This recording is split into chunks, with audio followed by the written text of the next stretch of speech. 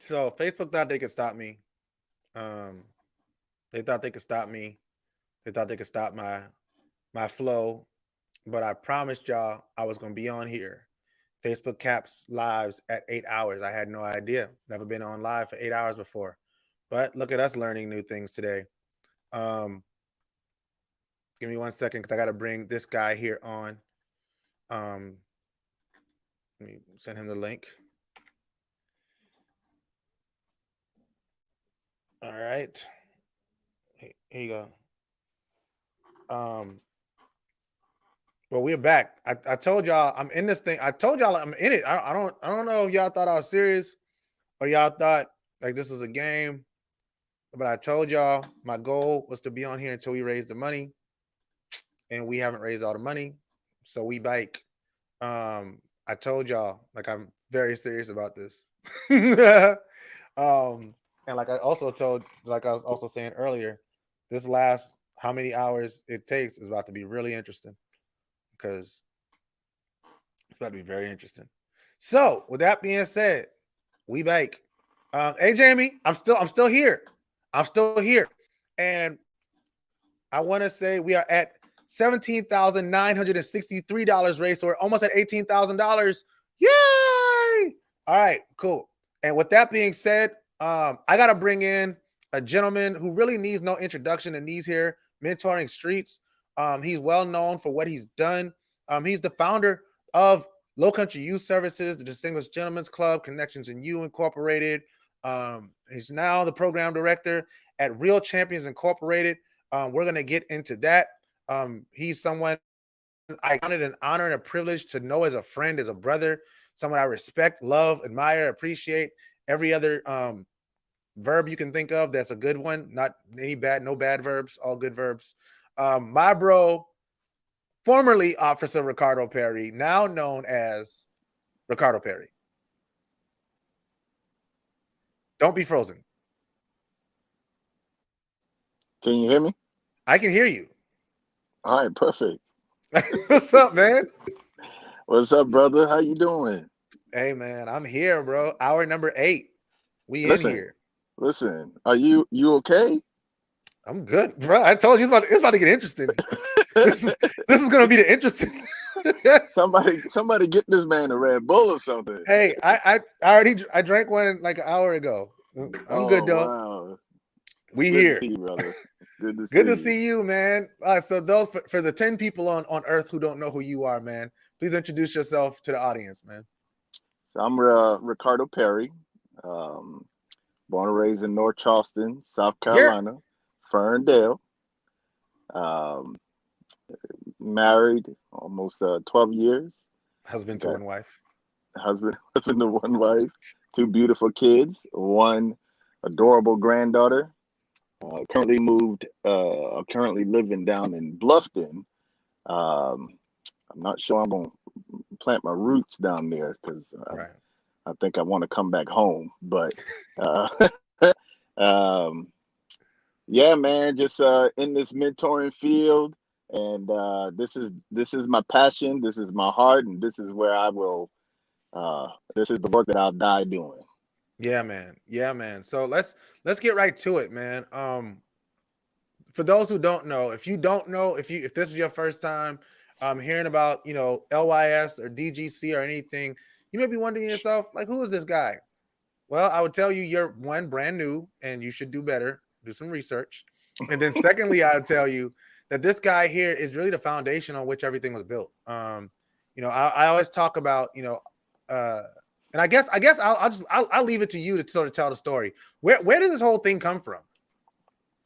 Man, it came from a couple of different places in my life, and I like to say the root um, of it came from the fact that I didn't have much of a positive male role model growing up.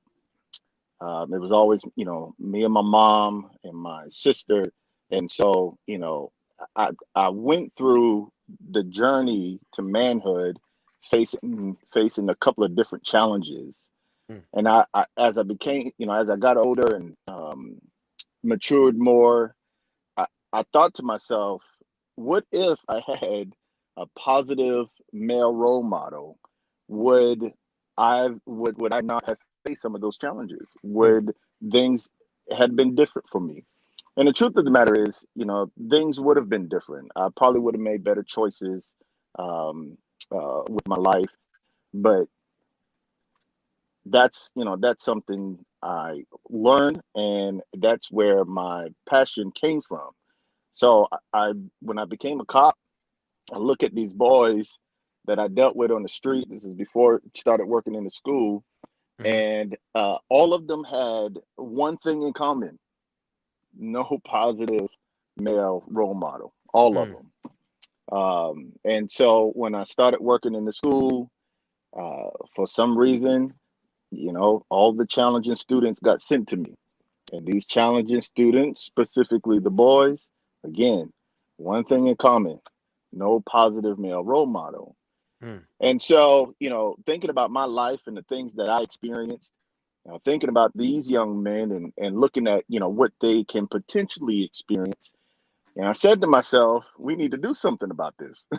yeah, yeah, And it's hard. And you know me, man, it's hard to look at a problem and not try to come up with a solution for the problem. right. And so, got with my buddy Jarvis.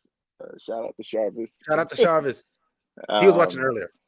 yeah, got up with him, and we started brainstorming, how we can help these boys.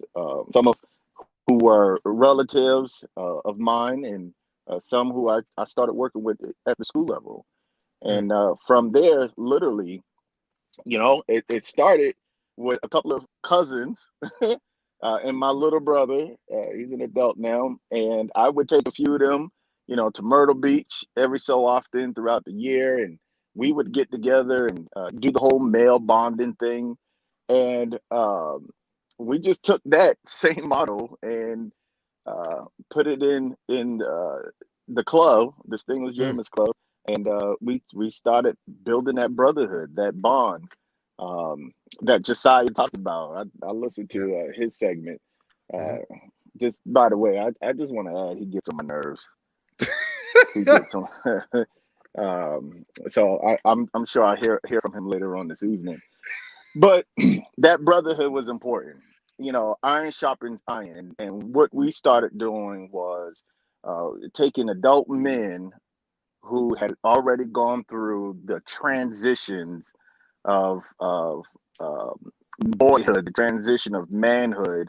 Mhm. We took these adult men and we connected them with young men, and we didn't tell them what to do, although I did sometimes. But we were there as a guide, as a male figure, a role model, right? Right. What role were we modeling? We Yeah. were modeling the role of a man, Mhm. and um, it literally grew from that point. I'll tell you what, Rajon, I never expected the first, group of boys, 12, 13 of them. Um, I never expected that group to grow to where it is today. Uh, Yeah. I didn't have my heart or my mind set on running a nonprofit. Uh, that was not where I was Right. thinking. I'm just like, let's get some boys that need that additional support. Let's get them together. Let's mentor them. Let's just go through life with Yeah. them. And that's what you guys are doing. That's what we're doing at this point. 10, 11, 12 years later, we're Yeah. still going through life with young men who can use the additional support. Absolutely, man. Thank you. Thank you for telling that story, in a way that yeah, like for telling that story the way that you can tell it. Like it's one thing for me, even when I was talking to Josiah, I'm always very cognizant of trying to make sure that I am um being respectful to the history of this work, man, especially the history of the work at this organization. Especially, and I want to talk a little bit about that transition period, Um, because people who don't know don't know. Right. Yeah, I mean, people who don't know don't know. They don't know the what me and went through in this process of I mean, hey, Yeah. of this thing, but because it was always that we were both so passionate about the work. Absolutely. Like when you got Absolutely. two passionate people who just want to see something happen, sometimes you're gonna bump heads. That's gonna happen. But even in that, I never wanted to be in a position where it's like, oh, this is Rajan's thing or this is Ricardo's thing. Like it's always gonna be our thing to me. It's always about the mission, right? And Yeah, like this is yeah, this is what we always talked about. Even when it comes to connecting with other organizations in the community, it's not yeah, about our name. It's not about our organization. It's about the mission. What's the mission? yeah, The mission, yes, just like Low Country Youth Services vision, every child wins. That's the yeah, mission, right? The yeah, mission is to make sure that we are providing children in the community with every resource that they need yeah, to be successful, whatever that is, right? And for different children, that looks different, right? But whatever that resource is our responsibility as community members, as nonprofit organizations, to provide that. yeah, And so, yeah, even when we got to those points where, there were, various ideas being right, brought about, at the end of the day, it was about the mission, and that's what kept us together, right? It was the absolutely. mission, it was the drive to see a change in our community. Absolutely. And that's always, but like I think you put it perfectly. It's always been about the mission, always about the work. How can we do the work? Like, how can we influence? It's always like, yo, it's about the boys. What It's do the about the boys need? boys. Like, What the what do boys the need. boys need? It always came Right. back to that. So yeah, man, like, can you talk about, when, you know, can you talk about how, when things started growing? Like how did that hit you? And it's like, okay, we're going from just hanging out with the kids to realizing that this is becoming something else. Yeah. Like when did that moment happen to you? And you looked around and was like, hold up, wait, this is different.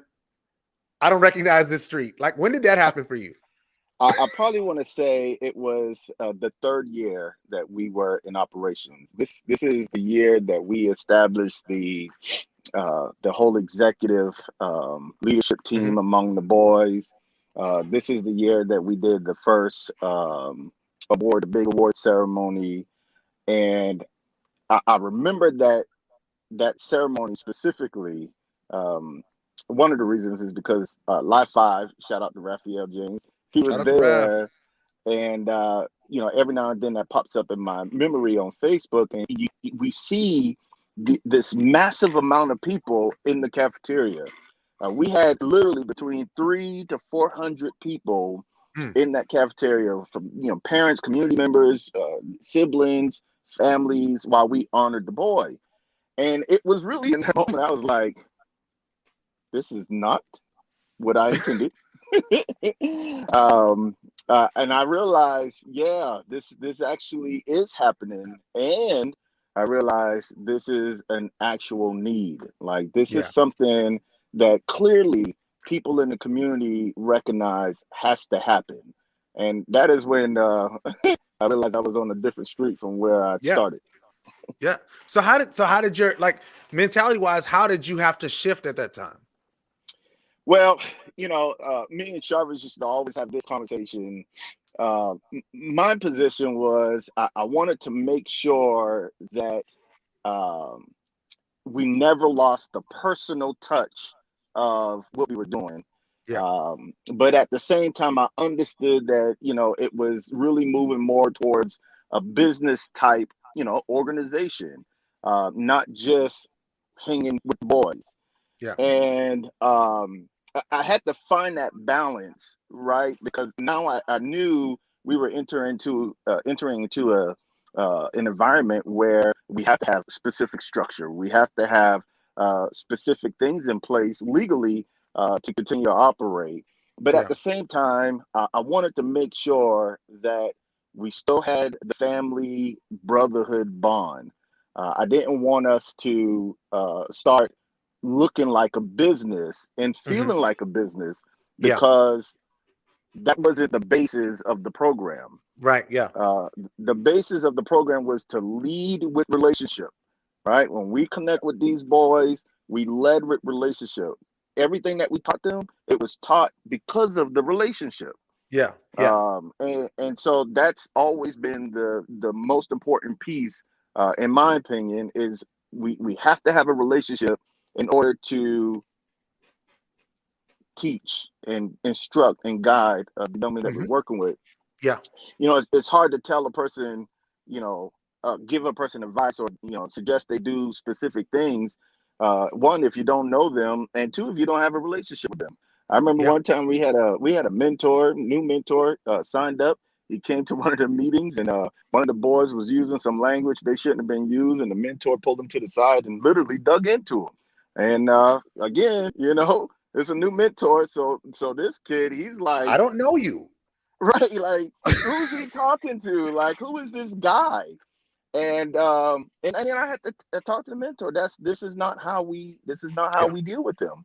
Yeah. We have to build that relationship. So, it was definitely a fine line between business and making sure that personal aspect of the relationship was still there. Yeah.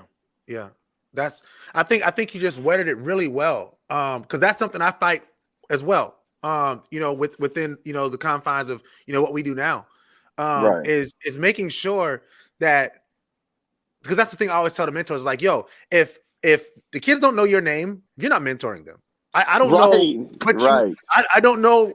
I tell people, like, if they don't know your name, you're not. I don't know. Like, I appreciate you coming, but you can't say you're mentoring somebody who doesn't know your name. Right.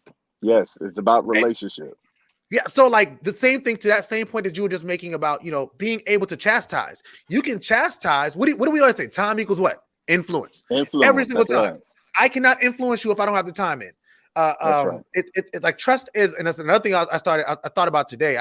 I couldn't sleep last night, so I had like mad dreams about interviews that I'd be doing today. But I was thinking about this thing. It's like trust is a currency. Trust is a currency. Like, you have to build that up. That's something that you build up that you can use for other things. You don't just walk in being able to say, "Hey, little boy, get over here. Let me tell you about Right. your." No, time Right. equals influence. And so, even with where we are now, where we are trying to be, quote unquote, more, business minded in terms of having, official curriculums and all of those things, so that we can, make those, because I'm pretty sure you would say, some of the things that made us really dope to kids made us really awful to funders. So, like, that sounds great, but I'm not giving you any Yeah. money to do that. So, Yeah. like, trying to find that balance where it's like, I want to be able to keep that, but I also want to make sure that I can fund this work, so that when Rajan gets to the time that, Ricardo got to it, it's like, look, man, I can't, y'all.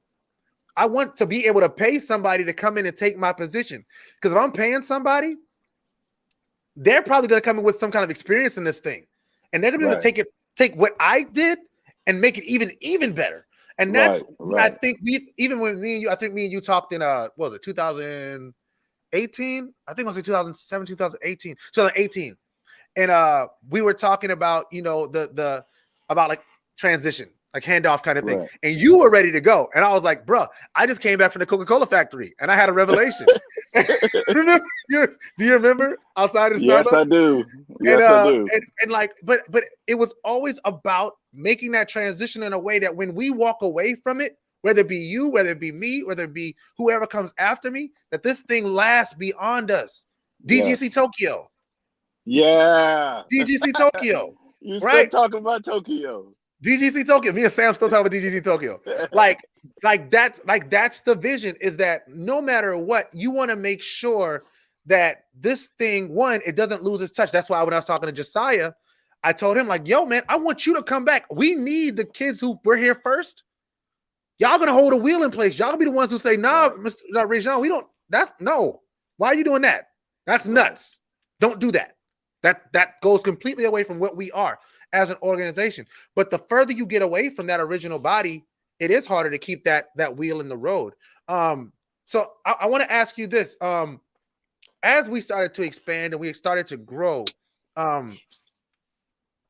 what were some things to you that sort of made you feel like, okay, it was time to maybe transition to something else? That's a great question. And you And can I be honest remember, here. It's not real talk yeah, with Rajon, but it yeah. sort of is. Well, I remember specifically the moment when I said to myself, I think it's time. It was during a club meeting uh, at the Fishburne Center, and I had walked in, and there were kids that I did not know. Mm-hmm. I didn't recognize most of them, but it was a whole bunch of them, and I'm Yeah.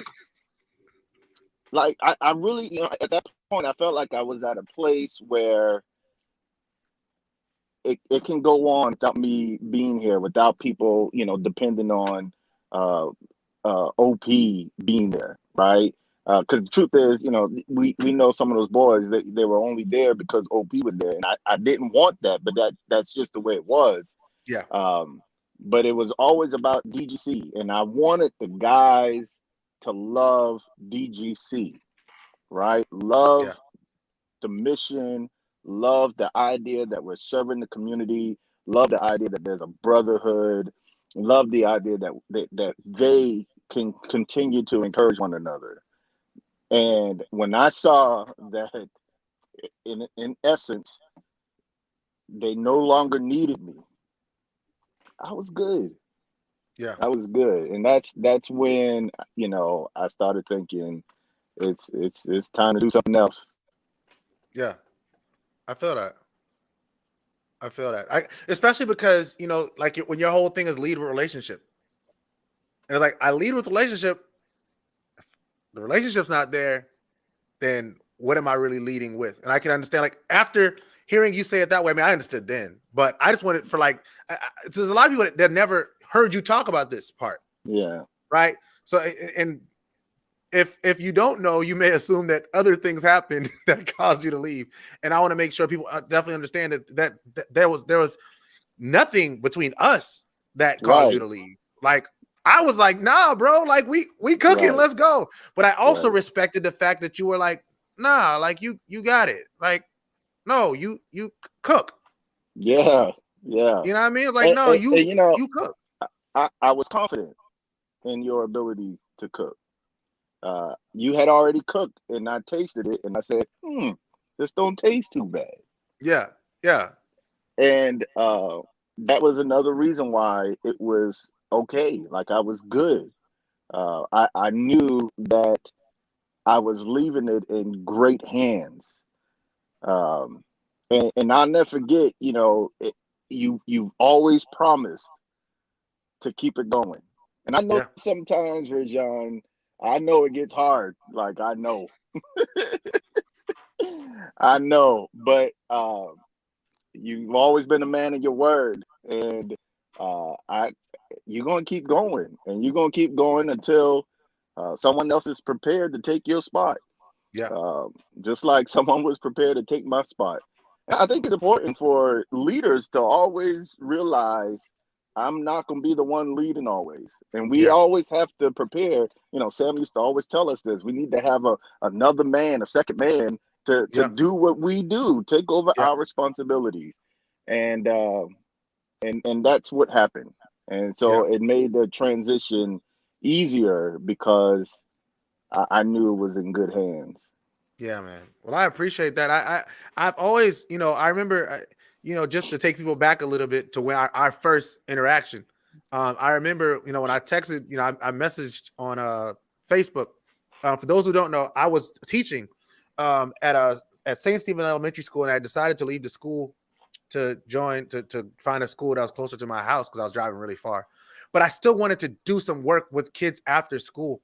I didn't have a mentoring program, anything like that. But I did have an after school program that I was working with a group of kids where I was able to do some pretty cool stuff that I wanted to do in the community. So I found out about this organization and I inboxed the organization like, yo, I saw your flyer. I see that y'all mentor. and I'd love to, mentor with you guys and, possibly talk to you about bringing it to the Somerville area. And so the guy responds, I don't know who it is. And then he's like, you really want to mentor? I'm like, yeah. I was like, I actually have some ideas too, about some stuff that maybe, you can implement. And when I came, it was you. And I was like, oh my God, this guy's a police officer. Let me make sure I'm on my game. So you told me to put together, like bring me what you got. So I put together this really long. I read that presentation was like 30 minutes long, I think. It was a little long, yes. It was long, right? And I was like, and I get to the end of it, I'm like, I want to do this, and I want to do that, and I want to go over here, I want to do this, and that. And you were like, okay, you're like, you're like, that's a lot. You said that's a lot. And then you said, a lot of these things we already do, and that's great. And you said a lot of these things we don't do, but I want to do all of it. I want to do all of it. And that was our first time meeting. Yeah. He's like, I've got a good feeling about you.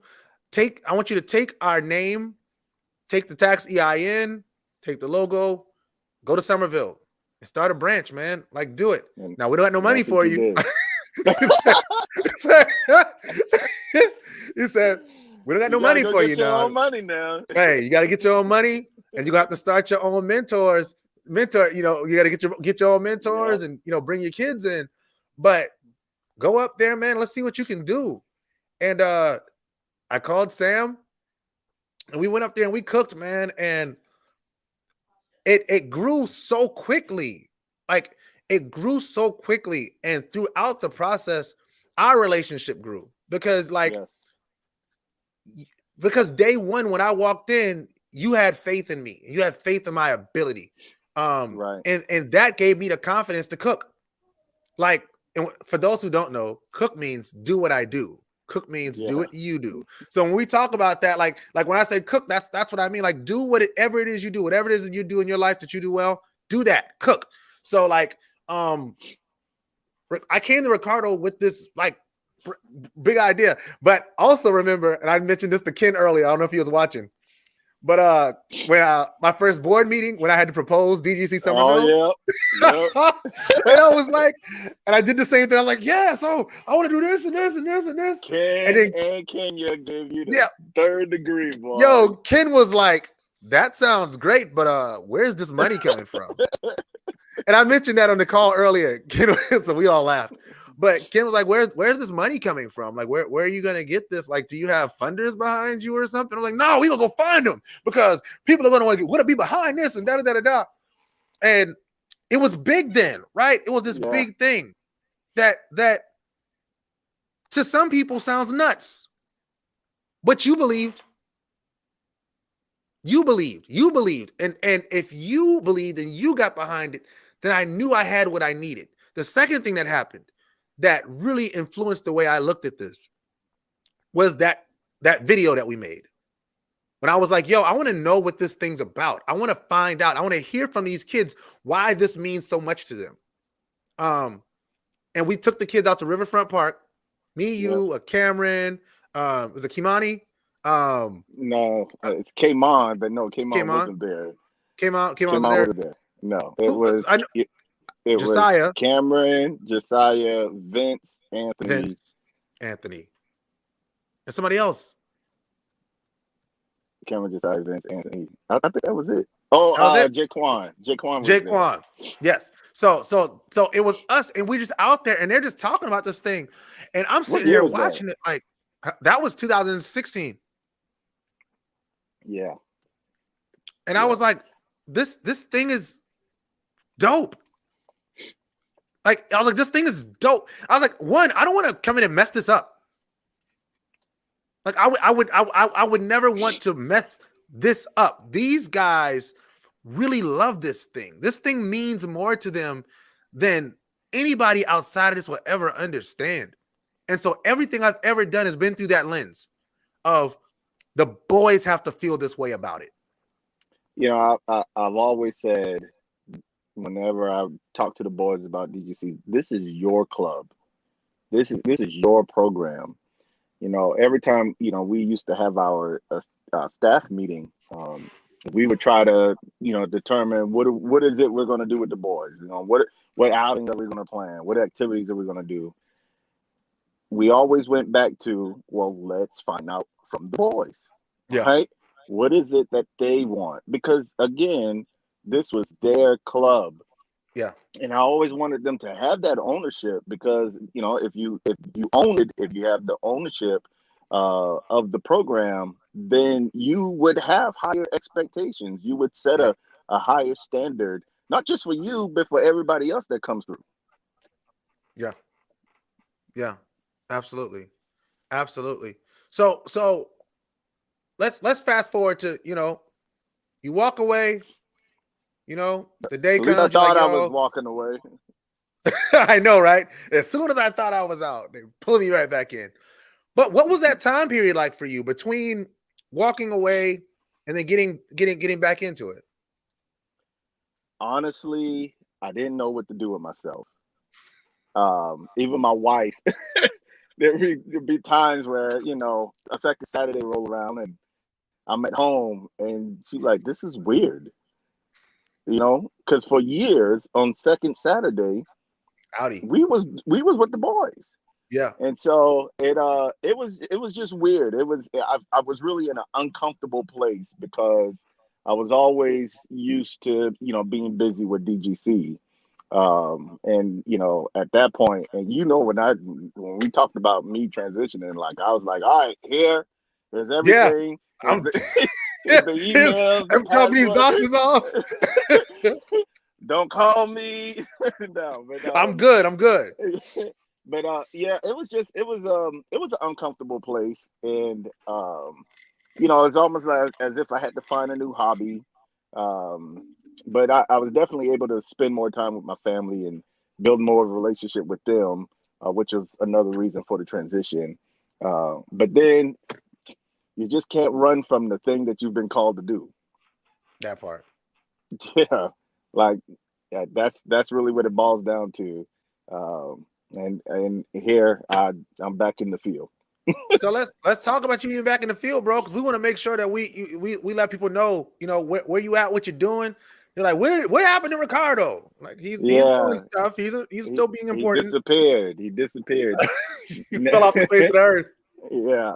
So now I manage a program for Real Champions Inc.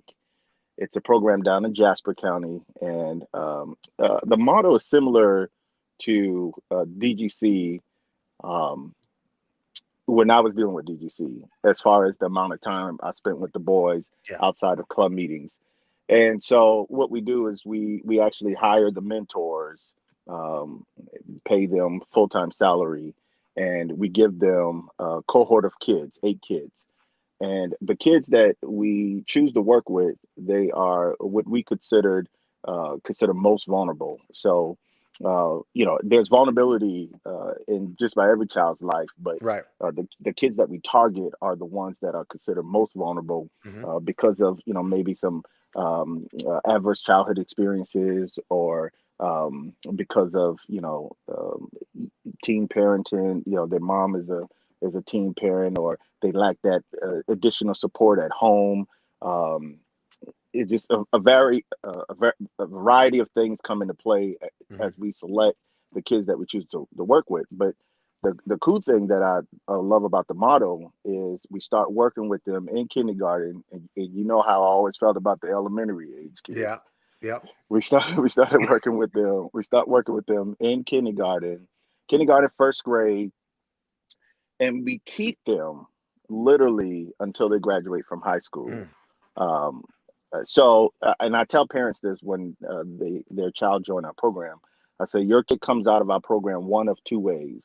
One, you say, "All right, Mr. Perry, we're done. Thank you for helping us. We appreciate it." Or they graduate from high school, go to college, get into a career or trade field, join the military, or just get a job and find productivity in their community and society. Uh, but they graduate, right? So when these things happen, that is when we could say, "All right, you're good. You no longer need to be a part of our program." There's a handoff. So it is a hands off, and so essentially we're talking about staying with these kids 12 and a half years, Mm. and just focusing on specific areas to get them to a place of success. One of the things that we're trying to tackle, and this is the issue many people try to tackle, is the war on poverty. And so the chairman of our board, Ned, and even the executive director, Carl, they Shout out to heavily Ned. believe. Yeah, shout out to Ned. Good old Oh, Ned. Ned. But they thoroughly believe that if you take a successful individual and connect them to individuals that don't have access like others do, then that would essentially bridge the gap for those people to come up out of poverty and thrive and be successful.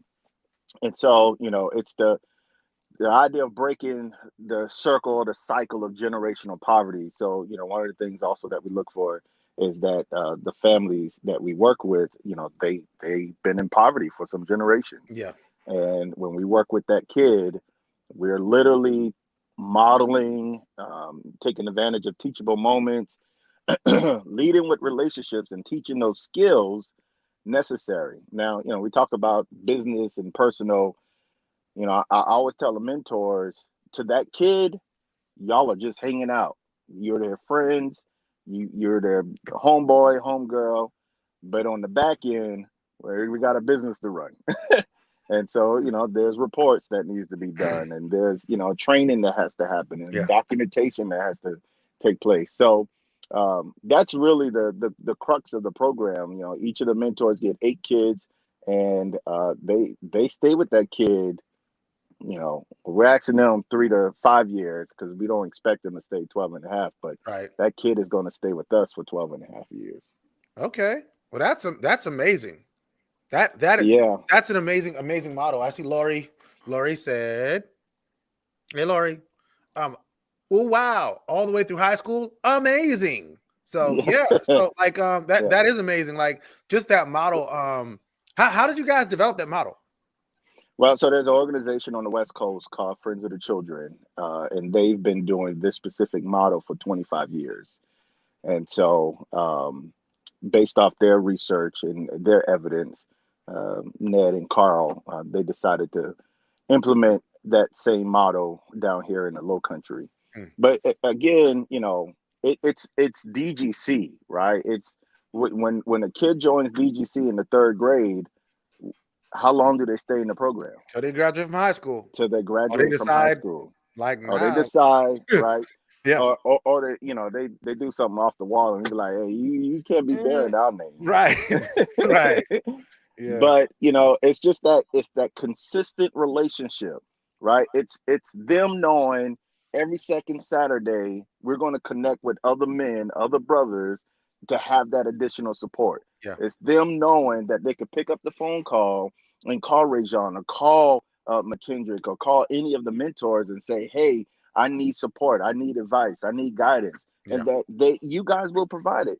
That's what they have, and that's what they will have literally until they graduate high school and even beyond. I Yeah. mean, Josiah was on earlier. Josiah, 23 years old, and every now and then I get a phone call from him Yeah. talking about something that he's facing or dealing with, and just asking for advice. And that's because of the relationship. Right. We've built that relationship, and yeah, he calls me pops, and I call him my son. My daughter trips about it all the time and tell him that he's not my son. But again, it's the relationship. Absolutely. Absolutely. Can you talk to the differences you notice from what you're doing now from what you did with DGC? Well, I'd say the major difference is it's not volunteer work. True. Uh, with DGC, it was volunteer. It took a lot of hours, especially if the young man needed additional support. It took more hours. Whereas now, it's not volunteer. The mentors, they plan out their schedule Yeah. to intentionally meet with their kid. Like that's their job. We tell people all the time and say, our program is a person. Like we give a person Yeah. to these children, and that's the model. That's the program. And so that's really the biggest difference. But I'd say the other difference is, and this is, again, we have to balance this, and I talk to the mentors often about it. We have to make sure that we're not treating the kids like we're a social worker or like we are their instructional teacher or Right. coach. We're their friend, right? And we're partners with their parents. And, Hmm. and when we talk about, being their friend, it's literally the idea that I'm not here to tell you what to do. I'm not here to force anything upon you. I am simply here to support, Yeah. right? Yeah. Guide the conversation, not telling you what to do. We're just going to guide the conversation. I'm going to show you some options, but you're going to make the choices. Yeah. We put the power back in the kids' hands and even in the parents' hands. So, that's the biggest thing is, yeah, we refer to them as professional mentors because, they train Okay. for 2 weeks and they get paid and this is their job Yeah. and they wear many hats. But when that kid thinks about them, our kids, man, sometimes when the mentors go to the school to pick them up, they run to the car. They're excited to see Yeah. them. They're Yeah. excited to see their friend. That's their Hmm. friend, and that's how they look at them. So I guess it's one question I never really asked you, and I guess I should. So y'all start at kindergarten. Yes, So is next year, are y'all gonna like have another set of mentors that y'all gonna hire to start with another set of kindergarten kids? yes, That's dope. yes. So That's the fire. idea is to start a cohort of 24 kids each year. Mm, And so that requires hiring 3 advocate mentors each year. mm. So you can imagine how much work is required to get the amount of funding Yeah. necessary to to hire that many people. Yeah. But there's a team of folks, that's their sole responsibility is to I love find that. money, get the money. And that's something we've always had a challenge with DGC. Right. Wearing multiple hats. But you know, when you find individuals that they have their talents and their niche Let them and cook. let them cook. Let Let them them cook. cook in their lane. And I tell our director this all the time. When it comes to program management, when it comes to operations, you ain't got to worry about that, Right. right? But if it comes to funding and asking for money, don't come to me. Yeah. You That's know, it's not my wheelhouse. at the end of a ceremony and be like, Ricardo's gonna do the call to action. We know how that's gonna go. Yeah. Oh, we gonna pass around a hat.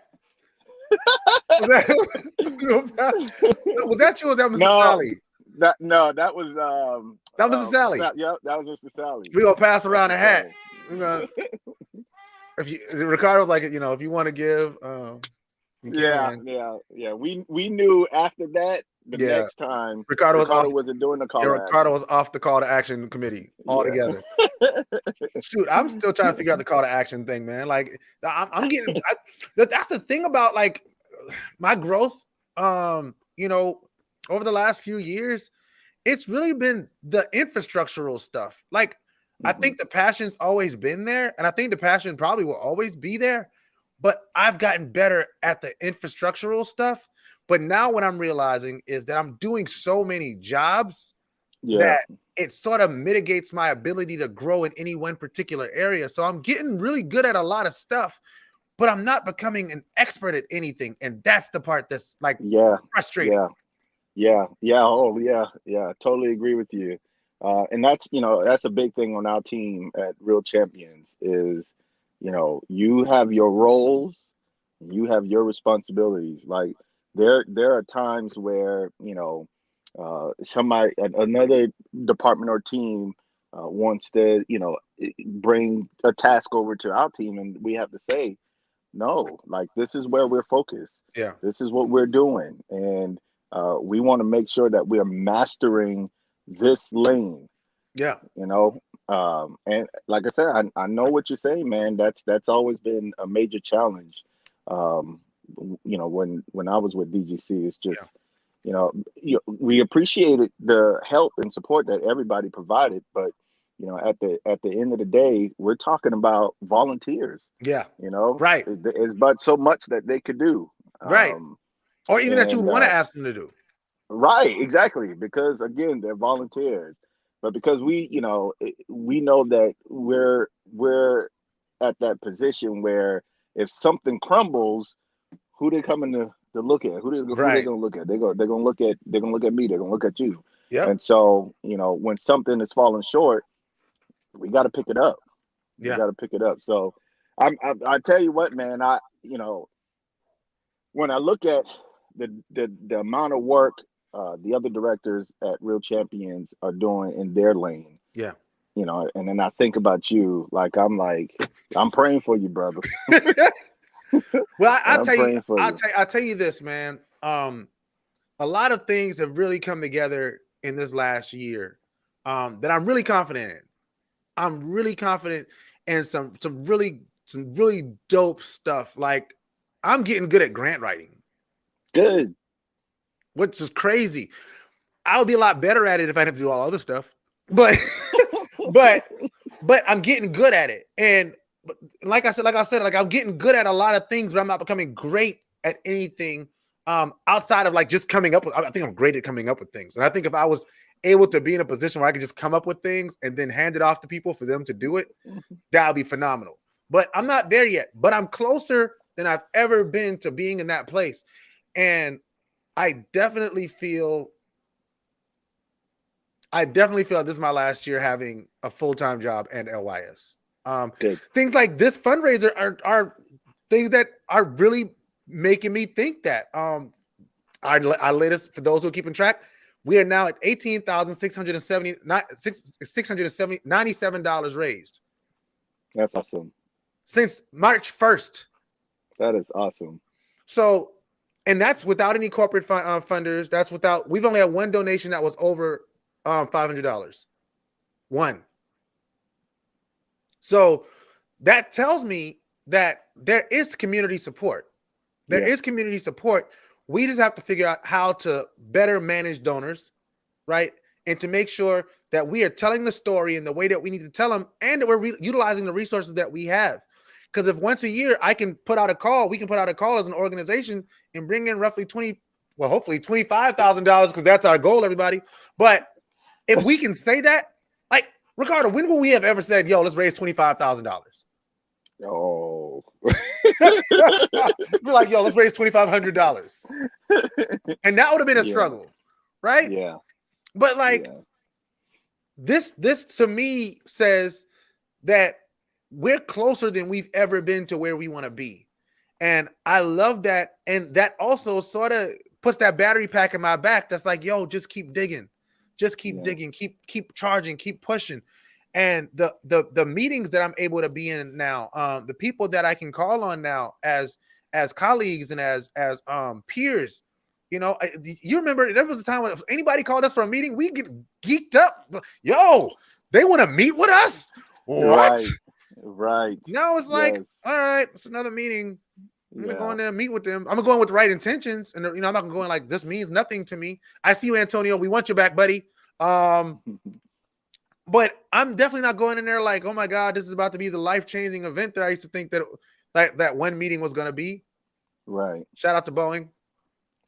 Stop it.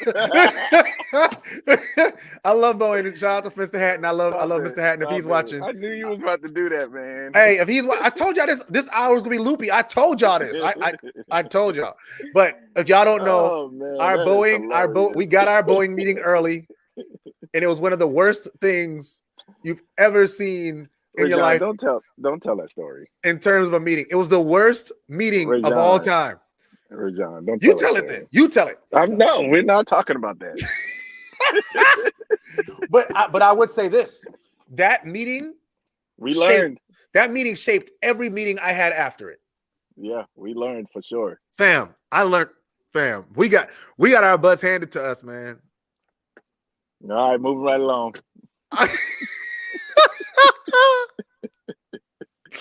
But it was a learning experience. It was something that we grew from, we learned from, and I think we're better at this because of it. Like I think that we both are. And I think it made us really look at effectiveness. And what does effectiveness mean? Because for a long time, to us, effectiveness is like, yo, the kids really love this. Right. Right. The parents love us. The kids love us. Yeah. Good stories. Those are great stories. Great stories. Man, Right. we are the kings of the narrative. We can give you all the qualitative data. Right. What we can't tell you is how many kids we served. Yeah. How many kids did this? How many kids did that? What did learn, man? Yeah. I see you, Rhonda. What's up, Rhonda? Yeah, I see Lori. Yeah, man. But just to wrap this whole thing, man, like we've been through a lot in this, man, and I could not do anything related to LYS in terms of talking about this work without talking to you. So that's why I was really glad that you were available today.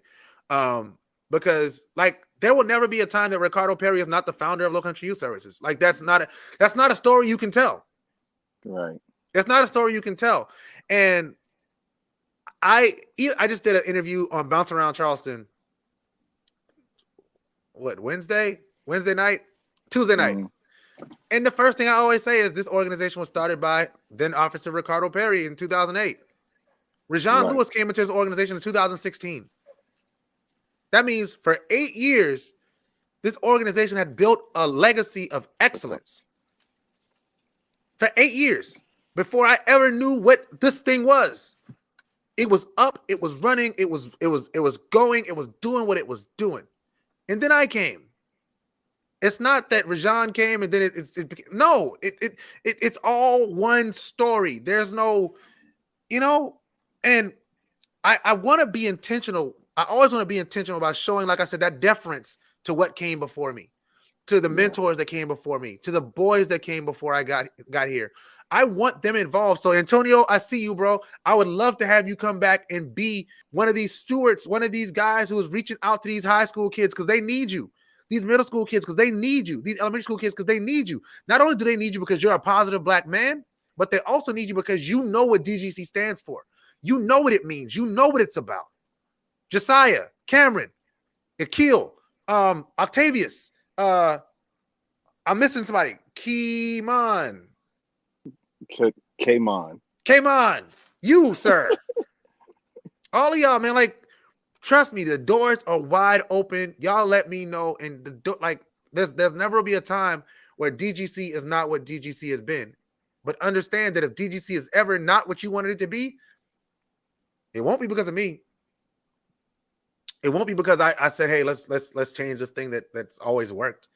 It'll be because somebody who doesn't know what this thing is supposed to be about came in and made it be about something it was never supposed to be about. Amen, brother. So, bro, I'm gonna give you parting thoughts on this because it's 50. What time is it? 58. And I'm trying to keep these interviews to an hour so I can let y'all go about y'all day and I can continue being loopy. And then I'm gonna open up the lines. I'm gonna let anybody who wants to come in and be a part of this discussion come in and be a part of it. So that's you, Miss Rhonda. That's you, Miss Lori. That's you, Antonio, Charvis. Anybody, Digger, anybody who's watching this that wants to come in and chime in, come on in and chime in, because I'm here until I'm gonna lower the number a little bit to 20,000. If we get to 20,000, I'll stop. I'll stop and I'll stop ranting and raving here on the internet, on Beyonce Knowles' internet, as I like to say. But what are your thoughts, bro, on the way out? Well, I want to remind everybody how so important it is for this particular work to continue to go. Mentoring is vital. It is vital to the survival of our future. When I talk about our future, I'm talking about our children. And if we don't do our part, then there won't be a future. So we all got to do our part. And so my hope and prayer is that, you guys will meet your goal. And if you hadn't give and you've been listening to Rajon for all these hours, shame on you. Shame on you. You're not giving to him. You're giving to the young men in our community. You're giving them a chance. You're giving them hope. you're giving them, you know, a chance to be better and do better. Yeah, man. Yeah, man. Um, Thank you for everything that you've been. Thank you for everything that you are still yet to do, bro. Um, Yeah. we are watching. We are watching you. Who that in the back? Is that Monty? No, no, Oh, no. all right, word. All right. Where's Monty? He should be at home. Okay, cool. Tell Monty I said hey. But we're watching you.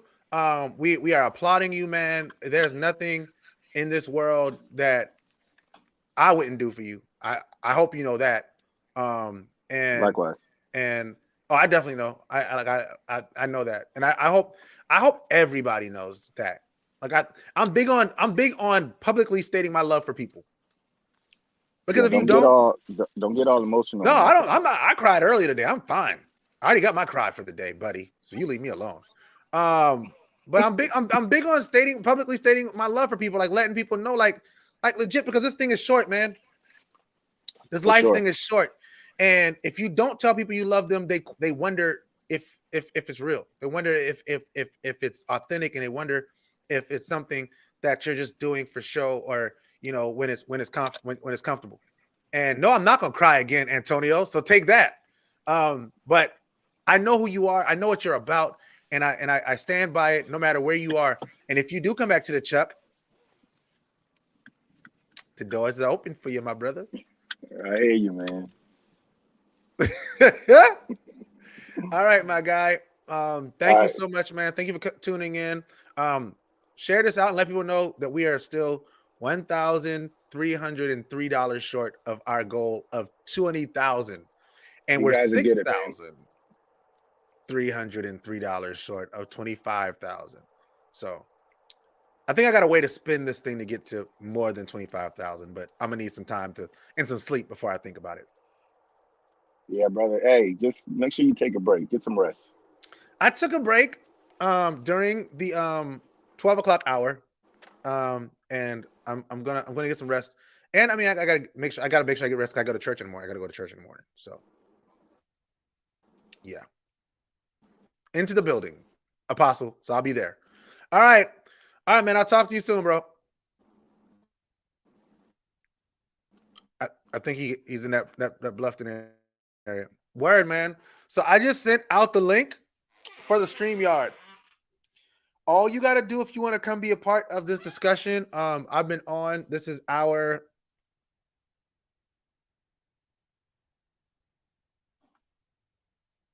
6 o'clock. Started at 9, so this is hour 9. This is hour number 9. Join in to the discussion. Let us know, what if you've been watching today. Feel free. You can either come in or you can comment with your favorite discussion of the day, your takeaways of the day. You can come in and be a part of the discussion. If you want to come in, we are welcoming anyone who's interested to come in and chime in about what we've been discussing today. Because it's been a lot that we've talked about. It's a lot that we've gone over. We're at $18,697, um, which is a lot, man. Which is a lot, and I'm grateful for every single dollar. Um, I guess I'll take this time to go back over how to give. If you want to give, there's multiple ways to give. One, you can go to you can text 844-844-6844. Hashtag LYS-A-Thon to 844-844-6844 to donate that way. You can also go to our website, which is www.lowcountryyouth.org. Donate. You can donate there, or you can go to our Mighty Cause site and donate there. I'll put that link here. I think my wife posted it like a few hours ago. Excuse me. I'll post it again. Oh, it's pinned. My wife says pinned to the top. So it's pinned to the top. So that's there. Trying to find the link. Are you trying to get in, Jarvis? I got you, bro. Hold on, I'll send it again. Oh, you know what, Jarvis?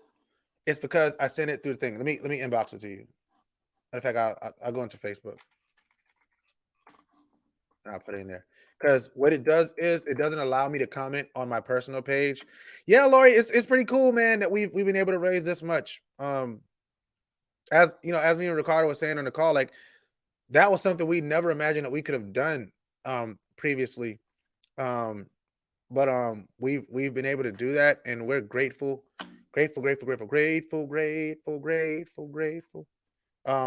for being able to raise that amount that we have so far. Um, I just posted the link for how to donate, and now I'm posting the link for how to get in here to talk to me because I want to talk. I want to know what you guys have thought. What's been your outlook on today's events? If you watched multiple um, panels and multiple discussions, please come on. Let me know. You know what your thoughts are. We are now in hour 9, um, and we're here. We're here. Rhonda, I see. Let me see your comment, Miss Rhonda. Let me see. Oh, thank you so much. Thank you so much, Miss Rhonda. Love you. You're dope. You're dope. Um, Travis, I just put the link in here, so go into there. I'm sure I have messages on Facebook, but I can't really check my messages on Facebook right now. But this has been an amazing opportunity to get to know you all. Well, I mean, I haven't really gotten to know y'all, but I've been talking for a while. So, all right, anybody want to come in and oh, that's what I was doing. So, if you want to donate, those ways to do it. I have another video I can show y'all. Let me see. Let's do the creed. We did the creed earlier. I don't want to play the whole testimonials video, but we do have some, so I'll play some of this for y'all. And oh, Jarvis is in. Hooray!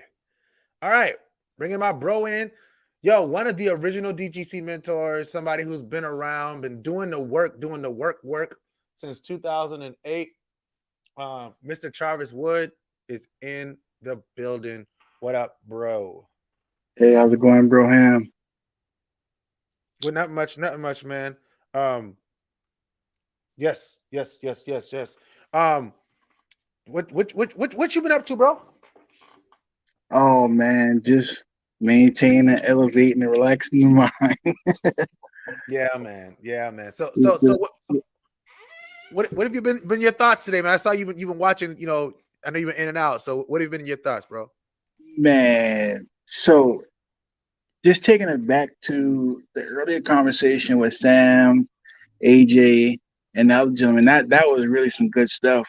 Um, hopefully this can be like looped again or something because it was some good gems being dropped, man. But it also is uh, it also reminds you of how far we still have to complete this work. Yeah, Despite what each person have as a mission to make this society better, we still got a lot more work to do. yeah, for sure. Um, I want to pause real quick, Jarvis, and this was something that pertains to you as well. My wife just showed me a message, and I think she's absolutely right. And make sure I do this because I haven't done this. Um, we always thank you, the mentors, for all the work that you do. Like Jarvis, doing amazing work. But there's some people that we always forget to thank and to appreciate, and that's the spouses of you guys, mentors. Every spouse, man, like y'all are flipping amazing. Shout out to Jarvis's wife, whose name I don't know. Why don't I know your wife's name? Shamika Wood. Shamika, Shamika. yes. All right, Miss Shamika, and all the Miss Shamikas of who have ever been a part of this thing. Like y'all know how much it takes out of all of us to do this work, and I don't know how much y'all complain to your husbands, but you don't complain to me, and I appreciate that. Like you're very selfless, and seriously, like, can you speak to the commitment of your spouse in terms of this work? Because I think that's something you can definitely speak to. Um, wow. I'll say this: when Ricardo and I, um, back in 2008, going in 2009, um, I don't think our wives initially envisioned what we were going to be doing. They just might have thought it was, a guy's way of getting away for a little bit. But it wasn't until uh, almost the 9 month mark when my wife began to understand how serious I was Mm, about the work. And just to be transparent, I was sleeping, mm, and it was a little after midnight, and she woke me up and she asked me, why are you doing this? mm, And in all honesty, I'll tell you exactly what I told her. I said, one of these young men, they could end up marrying or dating my daughter. mm, And I would love to say that I had impact on the man that she chose to marry. So initially, those were my whys initially, yeah, because I wanted to shape the next um, generation of young men. yeah, So that was my why. And from there on, man, she kind of never really got in the way. She always supported, and her and Kristen and the rest of the ladies, they just pretty much supported yeah, and whatnot. But yeah. I will tell you, I'll tell you this, man. You are like the 2021 Energizer Bunny, because I don't know how you do it. Um, you're so committed to the cause, to the mission of just making this world better. Period. And the work that you do and your wife, that right there is that's a whole nother level of commitment and dedication. So I definitely want to make sure I give you guys y'all flowers and roses, because y'all need them. Man, thank you, bro. Like the I was telling Ricardo this, earlier, and I was telling, Josiah this earlier as well. Like for me, it's always been that I know whose shoulders I stand on. Like that's always been it for me. And then especially when it was like Ricardo trusted me with this. Um, there have been opportunities that I've had to walk away. And shoot, Ricardo will tell you that I almost did. I came very close once to walking away. And not being a part of this. But the thing that's always brought me back is like I know what I walked into. I know what I signed up for. Um, and I also believe that God placed me here for a reason. Like I really believe that. Like I really believe that God has me here for a reason. I want to go back to something you just said. Because what you just said, I have 4 daughters. And so I didn't necessarily want my daughters to date boys in DGC at all. Like that's not something I ever wanted. Right, right, right. But what I wanted by working with the kids in DGC is to make sure that my daughters understood what I expected from boys who would be around them. Right, right, right. That's Absolutely. that's that's one thing I always wanted them to understand is there are certain attributes like when you run up with my daughter, you better understand that there's certain things my daughter's just going to expect from you. There's certain ways they're going to expect you to speak to them. There's certain ways of decorum, forms of decorum that will just they just not gonna let fly. You're not gonna come out of the pocket with them because my daddy once modeled by the way he treated my mom, the way he treated the other women in his life, and the way he raised boys to act around women. And that's always been something since I came to this thing, man. That I've always been cognizant about. Um, and I even asked my boys, like, shoot, me and Laura will tell y'all, say, what do you think I would tell a boy that told my daughter that? You wouldn't like it. Right. So why would you say that? Right, right, You know what right. I'm saying? So I mean, Absolutely. so you've been with us since 2008, bro. And like that longevity in this field of work, it like you've seen transition, you've seen, mentors come, you've seen mentors go, you've seen kids come, you've seen kids go, you've seen parents come, you've seen parents go. What has made you stick with the work? Honestly, man, just so one of the things I struggled with um, was consistency. And I knew dealing with these young men, it would make me have to be consistent to a thing. And that was the one thing that kind of got me going and kept me for the first 3 to 4 years. Yeah. And then from there, it just became a routine uh, to be a part of. Going back to like our retreats, and we did things called the treatment. Uh, our cooking sessions with the boys, haircut sessions with the boys. Um, so all of those things, being a part of those monumental moments. One of our gentlemen, um, he graduated our program, graduated high school. Now he's married with a child of his own. Yeah. And just being a part of stuff like that, looking at Cameron Blackman, do his thing, Josiah do his thing, Kamon do his, like, all the boys that come through, it just really reassures that the work that you're doing is not in vain and you really are making an impact. Yeah, man. Absolutely, bro. Absolutely. And you just, when you rattle off the names, I can see them. Like Yeah, that's the thing that happens over time. And it's like that's like those kids are just embedded in your brain. Octavius is Lori, Sunday Lori. yeah, He's the GM at the Jersey Mike's by me. Like I remember when he came and like yeah. they opened it and he was there and I never knew. Like I used to see him at the one on Dorchester Road. And I've just always just seen him there. And now to see that, he's the GM. Like But you that's know what's dope. amazing. You know what's amazing about him in particular. I remember as a youngin, he just really wanted to be good, right? And he wanted to be better. Mm, And there's times when he was a little bit, hard on himself yeah. in challenging moments. But to see how he stuck through it, to get through that situation, man, it really does something to you, man. And it tickles your heartstrings. But that's it, man. That's Yeah. it. Yeah. That's You got little Anthony, Riviera, yeah. Ant Man, we call him.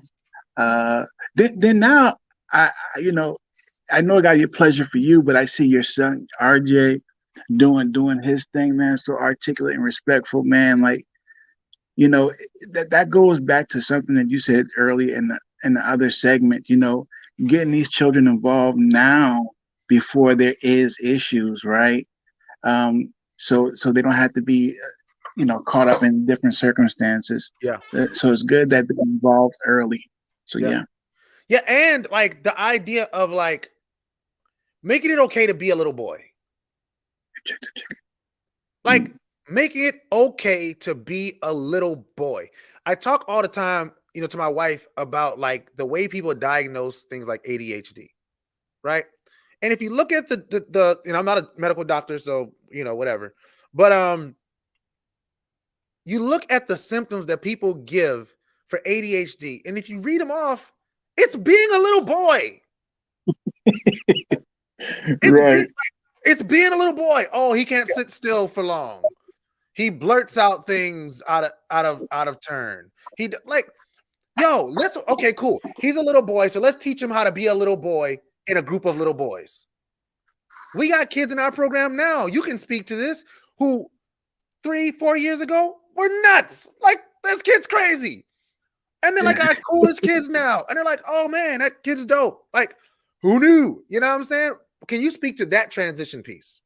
Man, so that's amazing because um when you begin thinking about the transition of where one is and where they become, it's awesome because a lot of times some of these kids, because they don't have male influences in their lives, they don't understand the potential of what they can become.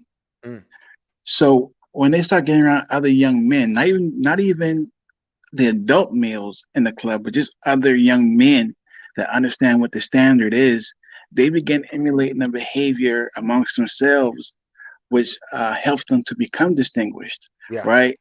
And then they begin to keep the standard within themselves.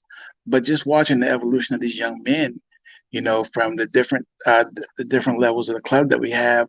And then once they get in high school, it's like, whoa, Yeah. whoa. It's like Yeah. you got Yeah. facial hair now, and Yeah. different things like that. But it's awesome, man. Just watching Yeah. the transformation, and then just being honest about it. I'm super proud of the parents as well, Yeah. because it takes a lot to entrust someone with your child, and to believe that they're actually going to instill or teach them the correct things or the correct ways to go about things. Right. That takes a level of trust. So I've always loved even the hand glove relationship that the parents have with the mentors. Mm-hmm. Yeah, man. I think you're absolutely right. Like, shout out to Lori. She's in here. She says, and thank you for the compliment. I really appreciate it. She says, as an OG parent, I'm so glad to see him carrying a vision. But Lori is an OG parent. She's had two Yeah, sons come through this thing, man. too. And Yeah. when that's the thing that's when I think about the things that make me proud of the work that I'm doing, it's when they are still following us. When Rhonda Huggins is still following us, Angel Bell still, following it, and still it's very Kathy Carice. Like, there's so many people that Kenya Dunn, McKendrick Dunn, their kids, Akil graduated 4 years ago, and Ken's still Yeah. working with the club. Kenya's still supporting the club. They still, like, today, and they probably don't want me to say it, but they made a $500 donation today.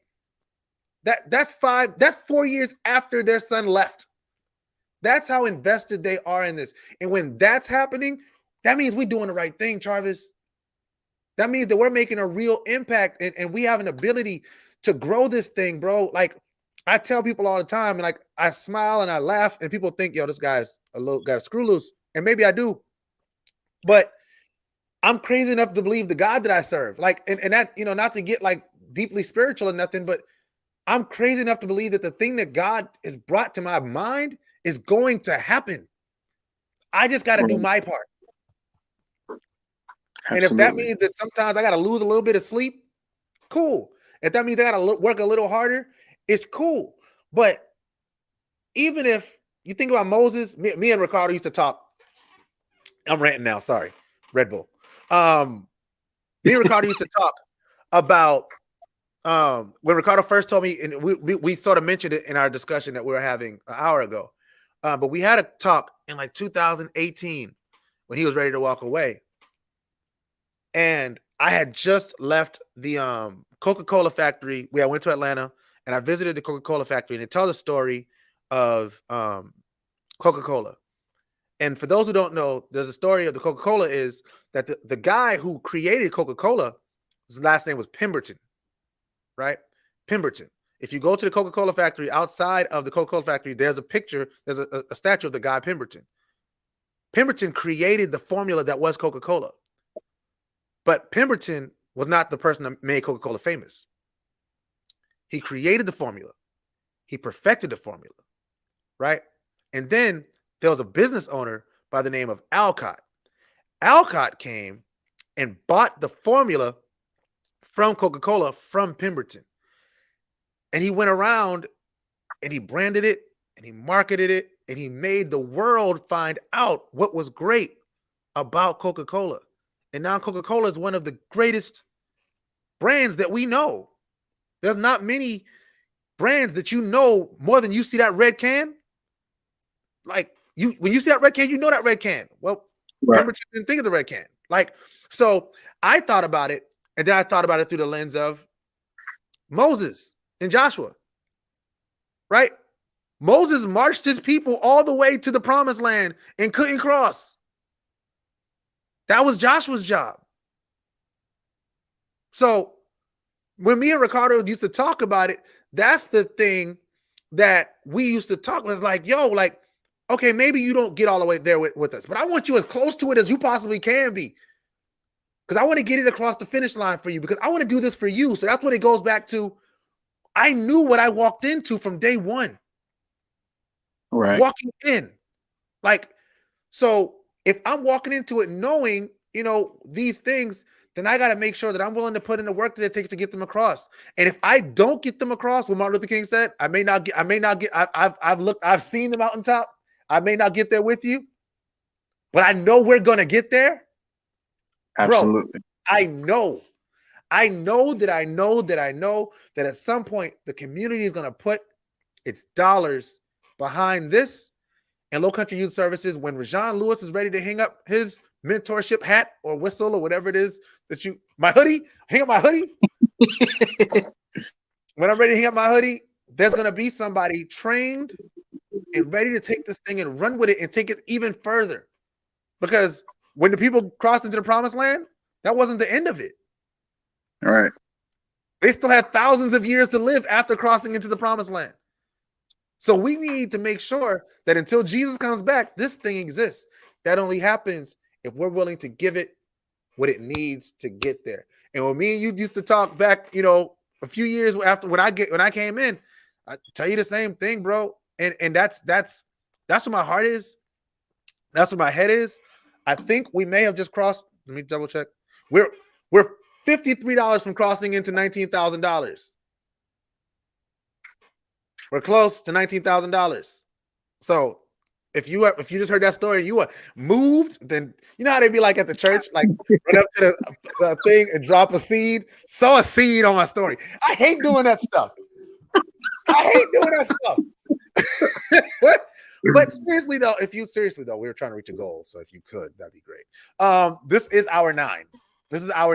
So like, no, but seriously, man, like I want to, tell you, and I've told you publicly, I've told you privately, how much I do appreciate, and like everybody else, like Rez gets on go. I know sometimes that means I bump heads with people. I understand that, but I always want people to understand that anything I've ever done has been done in love, and it's been truly with the vision, the end road in mind, man. Like I'm a go kind of person. You know that. You know me. I'm a go kind of person, and I will either let you go with me or I'll let you watch me go. But I'm going. And when I get there, I'll be like, yo, come on. I never go and then be like, forget y'all. Y'all wasn't with me when I was trying to go. Like, nah, I'm going to go because I believe that the thing needs to be done. And then I'm going to look back like, yo, come on, let's do this. Because we're still stronger together than we are apart. Right. Let me say this before I make space for the next person to come on.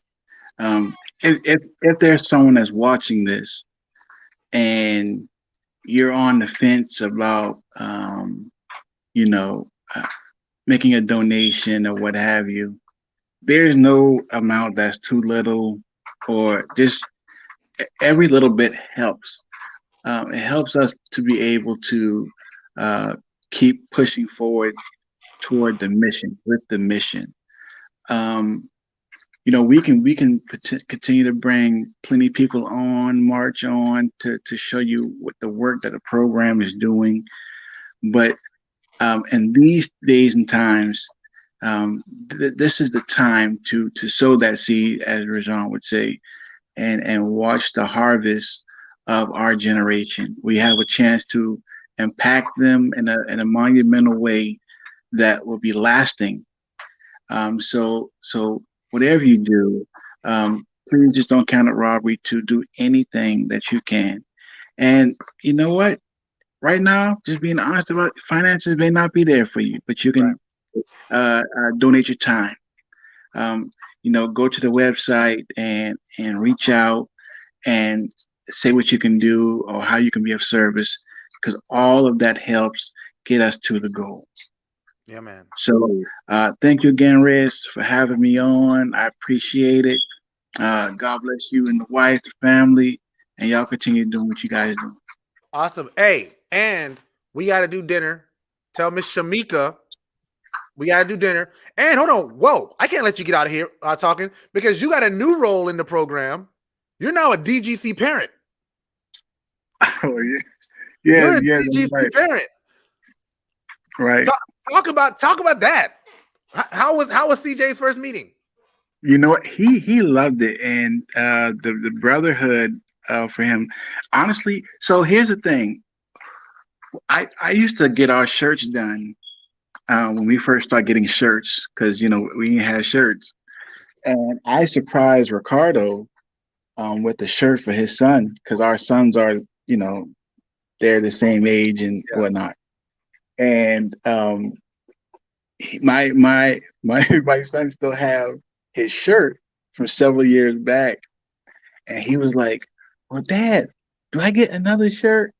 And I said, "Well, you can if you earn it. Hmm. So now you gotta make sure you learn that creed and so forth and so on." He was like, yes, sir. I want my shirt." Yeah. So it's an awesome feeling, man, to know that I've been a part of something, and now I can still be a part of it and bring my son along the journey for the next Yeah. couple of years. Yeah. Is he around? Actually, he's not. He's with my Oh, sister-in-law right now. man, I would love to talk to him. But tell him I said I haven't gotten to meet him in person yet. But bro, I always like I always love when the mentors bring their kids in, man. Because I can tell you as a parent that has had a son in this thing since I've been in it, it changes a lot, man. It allows you to really see them in a different light. I see my son in a completely different light than I did before DGC. And I'm able to watch him grow in a different way. When I see him around the DGC boys and he's being a goofball, like it's just different. So I'm excited for you to experience that with CJ, man. And I welcome to the squad. Welcome to the DGC parent. Tell Miss Shamika we will be doing dinner. I don't know when. Y'all just let us know. Send Absolutely, me a few dates, and we'll put it on absolutely, the calendar, man. Because absolutely, family's family. absolutely. I All right, y'all appreciate be you, man. good, man. All right, stay blessed, brother. Yes, sir. Be good. All right. All right. All right. We are in hour number 9.5. And we are what? $53 from $19,000. All right. So what I'm gonna do is I'm gonna go into my Facebook.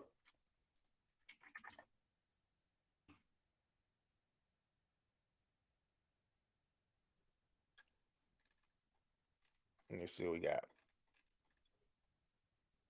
I didn't know if I could let me see what we got here. All right, so I want to do something. I want to do something with $53 away. What I want to do. Let me see something. Cause y'all know me, I get really creative. Y'all have no idea the mind of Rajon. I'm sorry. Sometimes. This is what I want to do. We're gonna have a raffle. And I'm going to do a raffle. And we are going to raffle off. Toya, what are we raffling off? A Starbucks card?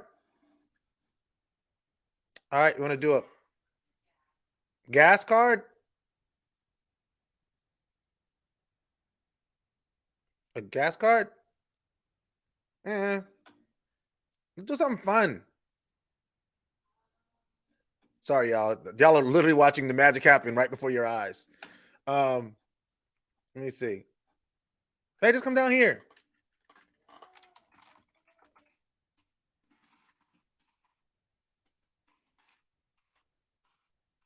All right, so we're gonna create a raffle. What should I raffle off, y'all? What do y'all think would be a good prize for a raffle? Y'all tell me. Y'all tell me what's a good raffle? Should I do a TV?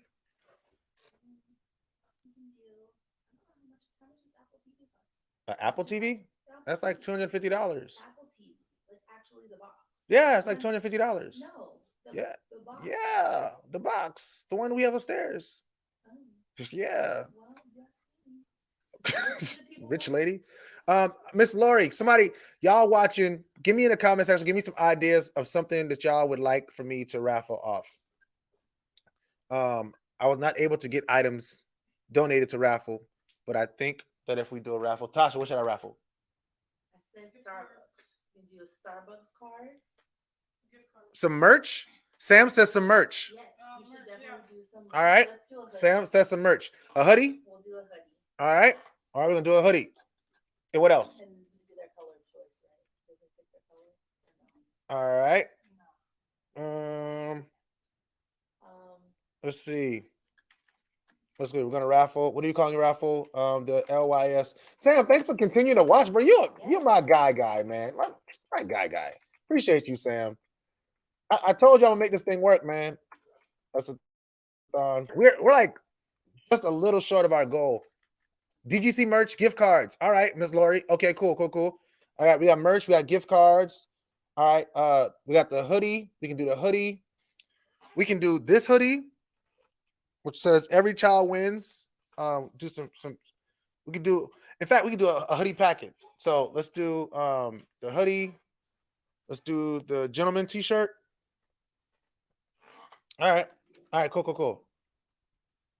If the family don't show love, who will? Indeed, my brother. Indeed. LYS-A-Thon 2019. Oh, this is not 2019.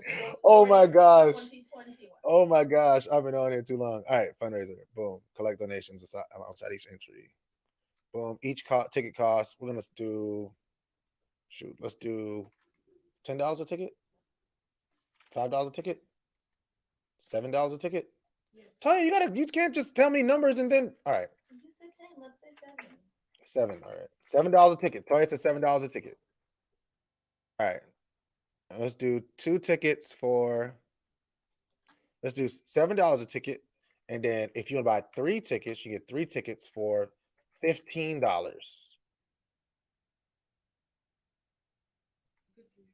All right. And then 5 tickets. You said 10. Oh, what? 1 ticket is $7. 3 tickets are $15. You just stop there. All right, cool. All right, so y'all, I'm literally putting this together before y'all eyes. So we're gonna do some. If y'all have some other ideas, y'all better put them in the comment section because I'm doing this right now. Right now. This fundraiser. Hold on. A matter of fact, I'm gonna show y'all. I'm gonna let y'all see my screen so I can bring y'all in. This is all a part of this thing. Another $25. Thank you. So this is my screen, so y'all can see I'm literally putting this together. This is a part of the Low Country Youth Services LYS-A-Thon virtual fundraiser. We are close to our goal and just need $5,000. Oh man, $5,000 to reach our goal. Our goal of $25,000. Actually, we need $6,000 to reach our goal of $25,000. So let's not lie. All right, $25,000. Buy a raffle ticket or a lot of raffle tickets to win. Water bottles? Yeah, we have water bottles. We definitely have water bottles. We can make that a raffle item. Shoot, we can give away mad water bottles. We got so many water bottles to win. All right, so prize number 1. All right, so let's see. Prize. We're gonna do DGC hoodie. So let's do a DGC hoodie. Let's do an LYS hoodie. Put it in the bundle. All right, so let's do a DGC merch pack. Ooh, that sounds good. DGC merch pack. Let's see what we're gonna put in the merch pack. So if you go into our store, wrong store, other store. Don't copy my login information. I will get very angry if y'all copy my login information. Boom. All right, cool. So we have $6 that we're owed by the company, just in case y'all are wondering. Anyway, Go ahead. Leave me alone. All right, our store. Here we go. So this is our merch store where we sell all kinds of merch. All right. So we have hoodies, hoodie. We got this here. We got this stuff. Every Child Wins t-shirt. This is the hoodie I actually have on. This one here, I have it in gray. And then we have the gentleman's shirt. We have all of this stuff that we can offer. DGC mom, DGC dad, DGC brotherhood. Yep. What if we sold a gift card to the merch store?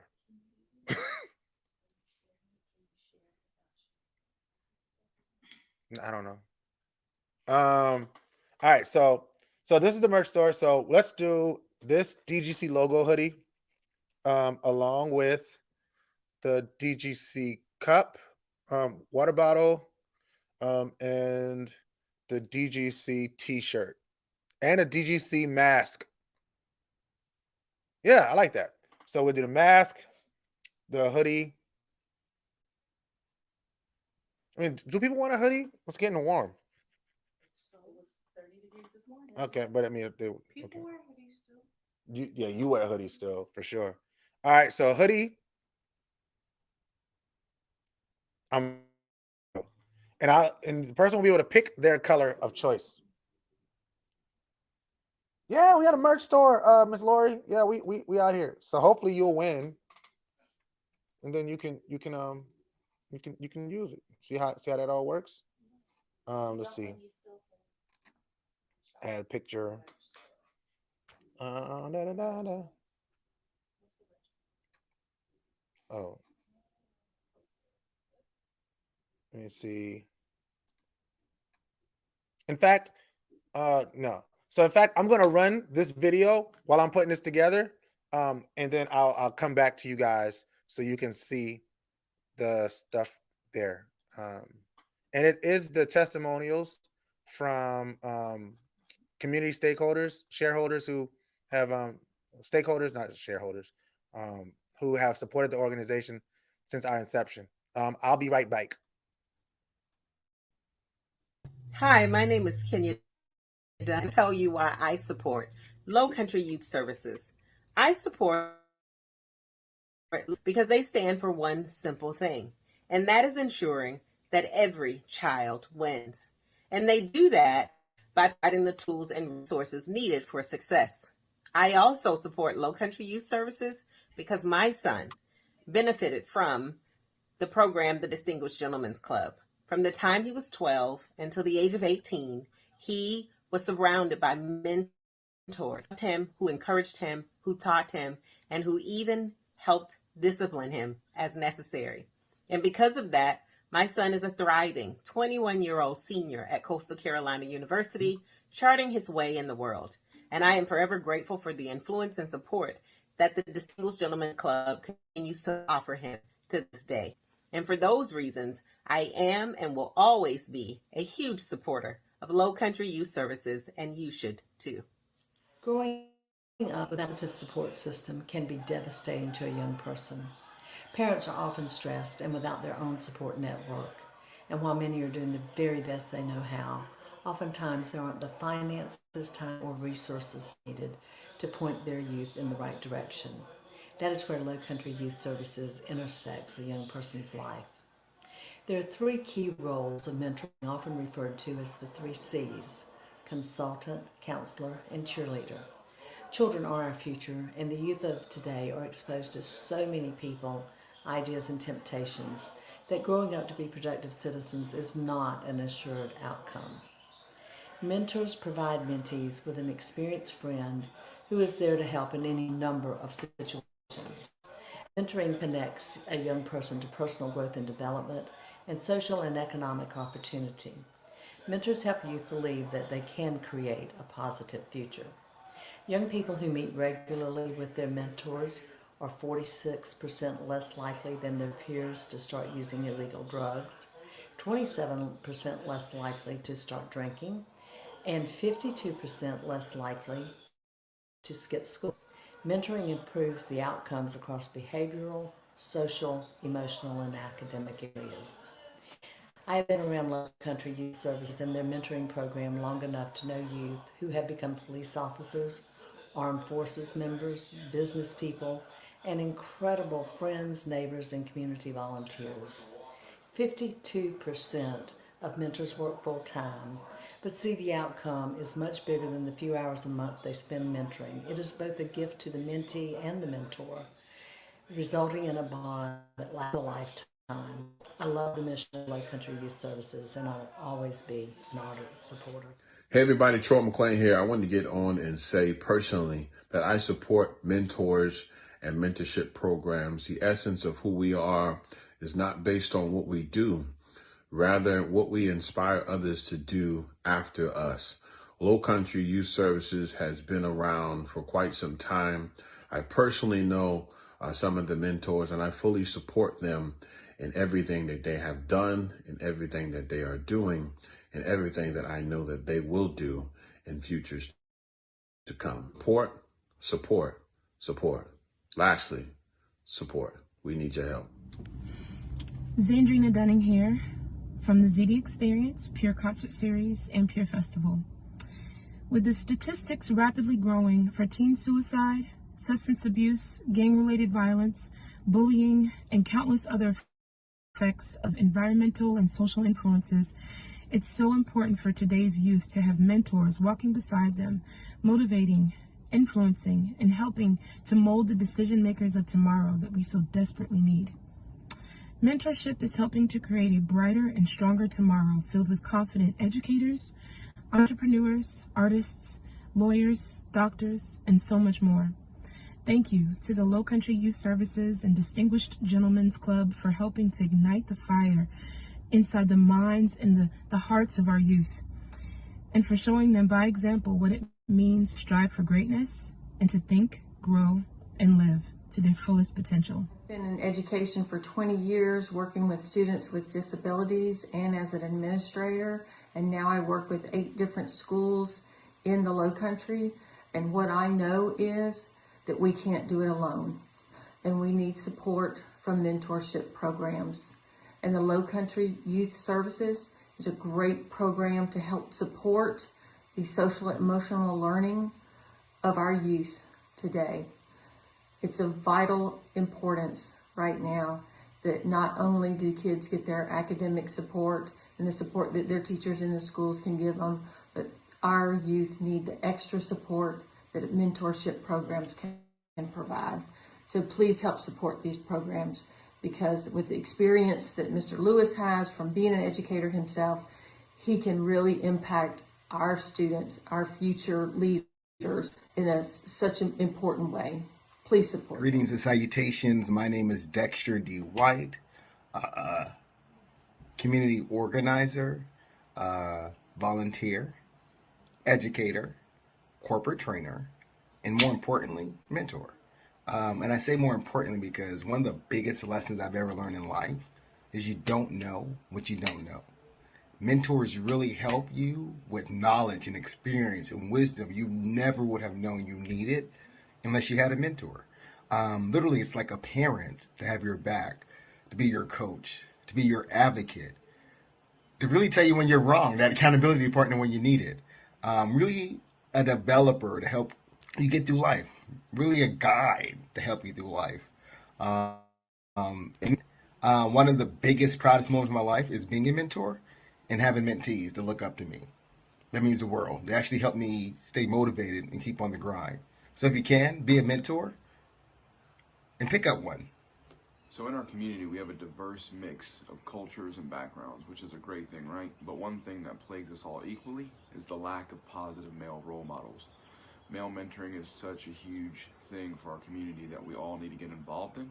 I personally have been involved at a local elementary school with 12 other men. The impact that we've seen in the classrooms has already been increasingly successful. Matter of fact, there's a waiting list. So we need, as responsible male adults, to get involved in our community, to get involved with our children and set an example of what it means to be a man, a positive man in the community, and impact change. One of the organizations doing that right now is the Low Country Youth Service. They have an area in Hanahan that kids can go converge and be among men that would be a prime example of what it's like to be a positive male. They also have a component of it that gets involved in community service. So if it's in your heart and you feel the need, and I'm asking you as another father and positive male lead to please get involved and consider male mentoring, because these are the future generations. The young males that are growing up around us are the men that are going to inherit our community, and we need to make sure we leave it better than we found it. Hi, this is Susie Torres with Low Country Elite Group with Carolina One Real Estate, a local broker associate here in Summerville, South Carolina. Just wanted to talk a little bit today about the Low Country Youth Services, an organization, and why I support it so much here in the community. This is a great program and mentorship for young children to learn social aspects, to learn how to dress, how to act, to maintain and get career goals, do better in school. I think through this program, it helps them with their social interaction, which is extremely important with everything that's been going on with COVID lately. Just how to appear and dress in a more professional manner and prep them for the future, as well as getting ready for college. I think that, in this program, it not only helps them learn how to verbally speak better and present themselves better, but I think going through this program as well, and the importance of the mentorship of it is, this is going to help them find career goals. This is going to achieve getting a better attendance rate at school. It's going to give them goals and motivation and people that are looking out for them, and not just their parents, but other folks, other mentors, that they want to make sure that they keep happy. And so they're going to get better grades. They're going to do better in school. They're going to look for those colleges to apply to achieve, the goal of what they're in their lives. So I think it's a wonderful program. I fully support it. I hope that everyone else is familiar with it and that you will love and support it as well, because I think it makes a huge difference in these children's lives. Hi, my name is Mav McIntosh, and I'm a high school English teacher at North Charleston High School. The value of mentorship, especially for my students, is incredibly important, and we have many folks in the Low Country who are really working to help uplift our youth. Low Country Youth Services is a wonderful organization that works really hard to support students in mentorship and to help give them a leg up in life. I've seen the work that the gentlemen through Low Country Youth Services have done for our students, for our community. And what's most remarkable is that the gentlemen who lead Low Country Youth Services and the mentors who work to support our children are products of the Low Country, and they really love and care about our kids, our communities, and their futures. And so that's why I believe, as a teacher, as an educator, that Low Country Youth Services is the #1 organization in the Low Country that we need to work to support, both financially and with our time and energy, because we have many children in our communities that need a reliable, trustworthy adult in their lives to learn and grow from. An important factor of mentorship is being that access point of knowledge and or experience in a situation that someone new has not went through before. This could be financial goals, relationships, even DIY projects around the house. So I always tell kids and young adults to actively seek out as many mentors as you can, because everyone will have a different perspective on life or a process that you're trying to go through. Now, when it comes to these youth services and programs like this, I love to think of it as a worldview rather than just my Low Country community. I'll take a quote loosely from Frederick Douglass that says, "It is easier to build strong children than it is to repair broken adults." Now, what that means to me is these programs like this are actually building good kids to become great adults that will eventually make this world a better place in the future. So that's my dream of this, and I hope these programs like this will continue to live on. While running a mentoring program for a local school district, I got to witness the significant impact of mentoring, how it can change the life of a child forever.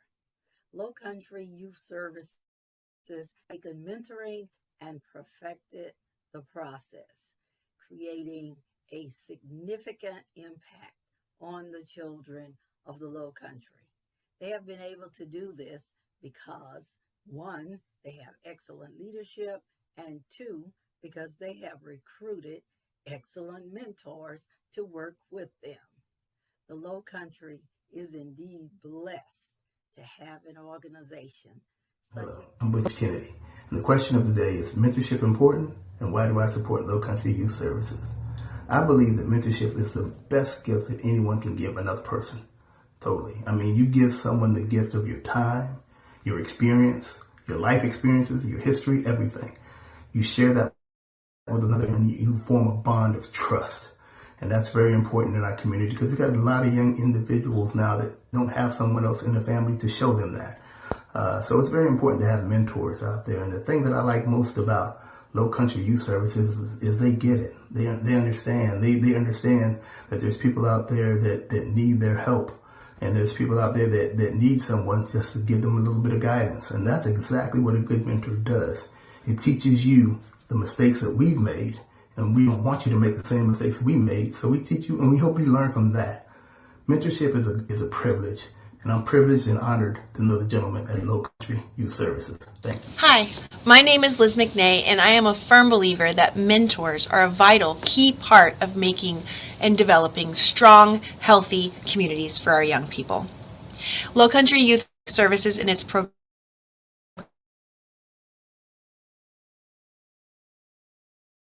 are children in the program. The mentors, it radiates down into our schools, our churches, and our communities at large. When you invest your time, your expertise, your knowledge, and you offer guidance to youth in your community, you make a difference. Every child wins. There's no better vision. And to achieve that, we need you. We need Low Country Youth Services is a necessary and vital entity for the Charleston community. With the Low Country Youth Services mentorship, it provides resources for the children in the community that may have not been available. It also gives them a positive role model to look up to as a safe space for them to relate to their peers. In this world today, with social media and mainstream media being an influence, it is amazing that an organization like the Low Country Youth Services is taking on mentorship and providing children with this level of service. I think mentorship is so important to create the future leaders. Hi, I'm Raphael James, and I think mentoring is essentially important. If you don't think mentorship is important, how about taking a trip with no map, no idea where you're going, and you have to be there at a certain time? Doesn't sound like fun, does it? Well, neither does trying to figure out life by yourself. Mentors have been there. Mentors have life experiences. Mentors can help guide all of us to a different space. Mentors show you how to do what they did better. And that's why groups like the Distinguished Gentlemen's Club and Low Country Youth Services are so important. Mentoring is not just important, and I'm so grateful for all of those people who give of themselves on a daily basis to give back to those who need the help. Hello, I'm Mike Bowman. I'd like to take a moment of your time to talk about the need of Low Country Youth Services to get support at this critical time in our society right now. I am a retired pediatric pulmonary specialist, and as a result, I have a lot of experience in dealing with families and children, especially from the inner city, who have difficulty dealing with chronic illnesses. I recognize the incredible need for youngsters to be brought along to gain sense of responsibility so that they can take control of their illness as they become teens and then young adults. In the same way, just growing up for teens is crucial, and they need to become responsible young adults and ultimately responsible family members. Anyway, I think it is extremely difficult right now for youngsters, especially in the inner city, especially in single parent families, to get adequate monitoring and mentoring. I say that because it is tough enough to have a job as a single parent, and then when you add in COVID and the loss of jobs, the financial issues, the problems of being remote schooling, staying at home, and the problems for teens of not getting adequate social outlets and such, they wind up being kind of left on their own, and it's an overwhelming situation. Low Country Youth Services has been dealing in this area for a long time. They have a proven record of mentoring youngsters, middle school, and even through high school. That mentoring is by peers as well as adults, and it leads to a sense of accomplishment, a sense of belonging, development of responsibility, and an obligation to give back to the community. I think these are extremely important, and especially now with the chaos that COVID has caused in many of our families, this is the time that we need to be supporting Low Country Youth Services. So I hope you will take that to heart, and I hope you have a good day. Thanks. Bye. Hey, I'm Jason King, and I wanted to take a moment to talk to you about the importance of mentorship in Low Country Youth Services.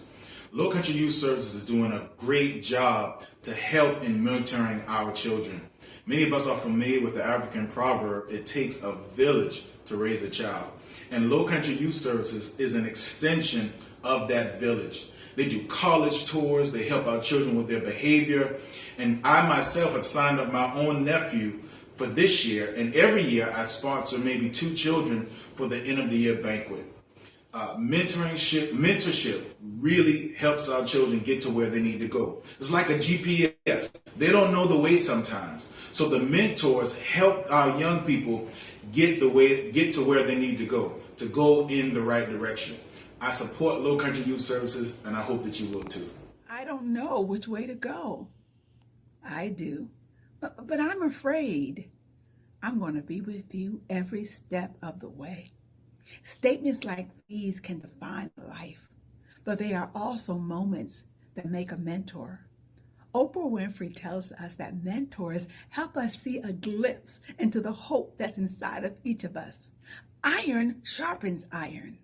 We all need a supportive network to encourage us, to help us to navigate our path to our destiny, to our future. The Low Country Youth Services, they're champions at doing just that. They have programs and facilities that help young people make good choices that lead to positive outcomes. That's why I support them. That's why you should too. Low Country Youth Services. With us, every child wins. And when our children win, we all win. Hi, everybody. My name is Emily Cruz, and I'm a program manager for a local nonprofit called Be a Mentor. So why do I support Low Country Youth? There's a couple different reasons. I think of our organizations as being brother-sister organizations. And when I'm deciding what organizations to support, whether it's through my time or whether it's through financial or whatever, even promoting it, I watch the leader. And so probably the number one reason why I have chosen to support Low Country Youth is because of Rajon Lewis. He's a man that doesn't just talk the talk, but he actually lives it. There's rarely a time that I don't see Rajon either speaking with or to families or children, or at a football game with a group of his mentees, or spending time with his own children.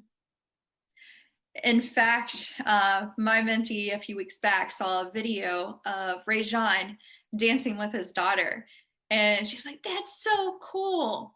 And I think that's just a beautiful thing for young people to see men, to see a dad loving and enjoying just being around kids, being around young people, and being somebody that they can look up to.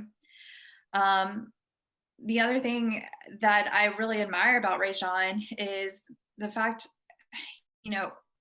so many of our children that we serve are African American, and to be able to look up to a man like Rajon and see themselves in him, seeing that I can be like Rajon. I can, it's cool to hang out with family. It's cool to, stay young. I think that's just a powerful thing for not just our young boys, but our young girls.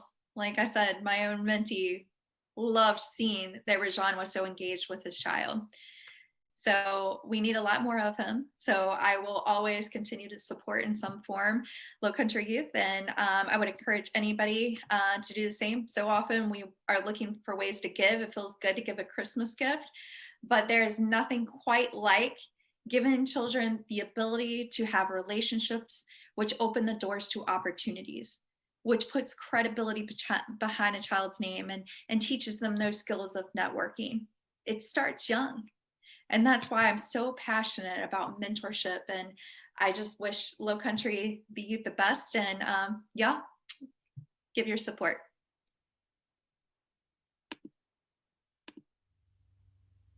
Hi, I'm Dewana Brockington, a local indie author here in Charleston, South Carolina, as well as the chair of the Black Ink Festival Planning Committee. And today I'd like to talk to you about Low Country Youth Services and mentors. Many of us have been fortunate enough to have had a mentor at some point in our lives. Mentors guide, support, and motivate us, and they help us figure out our best steps for moving forward in whatever path we're choosing. Low Country Youth Services does that for many of our youth. And I'd like to encourage you to donate and support them in the work that they're doing to ensure that the leaders of tomorrow have the best chance today. So thank you, and please give to Low Country Youth Services. Good morning, Kevin Hollenshed here. I want to take the time to talk about the Distinguished Gentleman Club, the Low Country Youth Service. Brother Rajon Lewis and the gentlemen that work with him are some outstanding young men. They work in the community with our at-risk youth and youth that actually need mentoring and leadership. Their motto is, every child wins.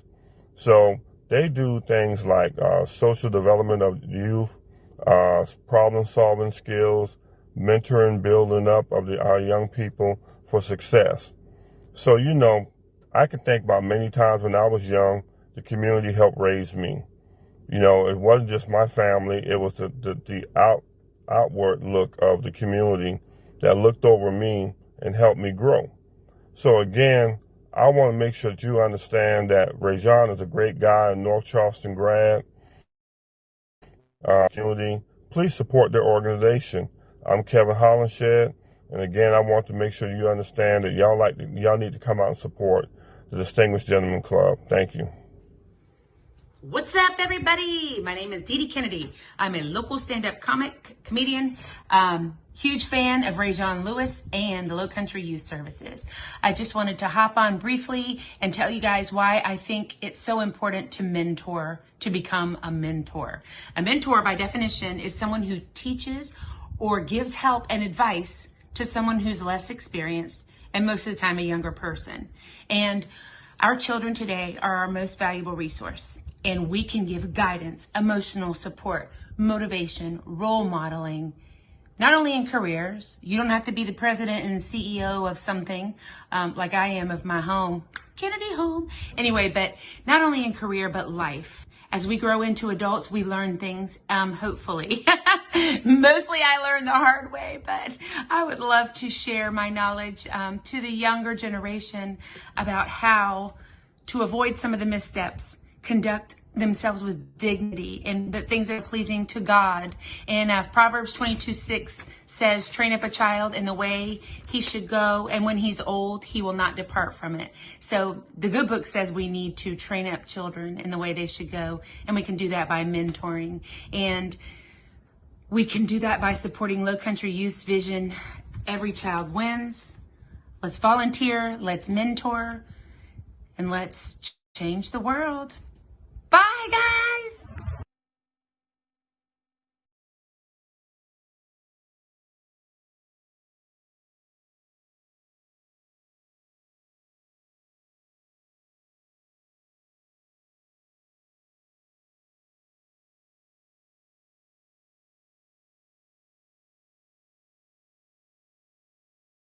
Hello, everyone. My name is Ade Jenkins, and I'm a services idea.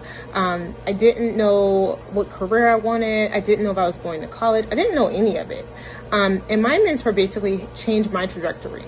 My mentor was very big on education, so she kind of put that into my mind that, you know, you could be so much more. You've got to go after what you want. You got to find your passion. You got to be authentic to yourself. So when I think of all the people who I know that are part of Low Country Youth Services, and the people who just take their time and they take their energy and they're giving back to the community, I see change. All right, I'm back. So I created the raffle, and the raffle is now up. I'm gonna show y'all what the raffle looks like. So add to stream. So this is the raffle. So what we're raffling off, our raffle page right here. We're raffling off this prize pack here. All right, it has a DGC hoodie, a DGC t-shirt, a DGC mask, and a DGC mug. And we're also raffling off a $20 gift card. All right. So all you gotta do is come in here and place your order. All right. You can order one ticket for $7 or 3 tickets for $15, or you can order, you know, of course, more than that if you'd like to. That's completely up to you. So if you order 6, it's gonna be $30. If you order 2, it's gonna be $14. Or 3, $23. Or you can order 500 cards, 500 tickets. And you spend $2,504. Now, if you want to get us to our goal, just, you know, out the gate, by all means, order 5,000 tickets, and boom, you'd have already gotten us to our goal of $25,004, which I don't think any of y'all are interested in doing, but I had to try. So yeah.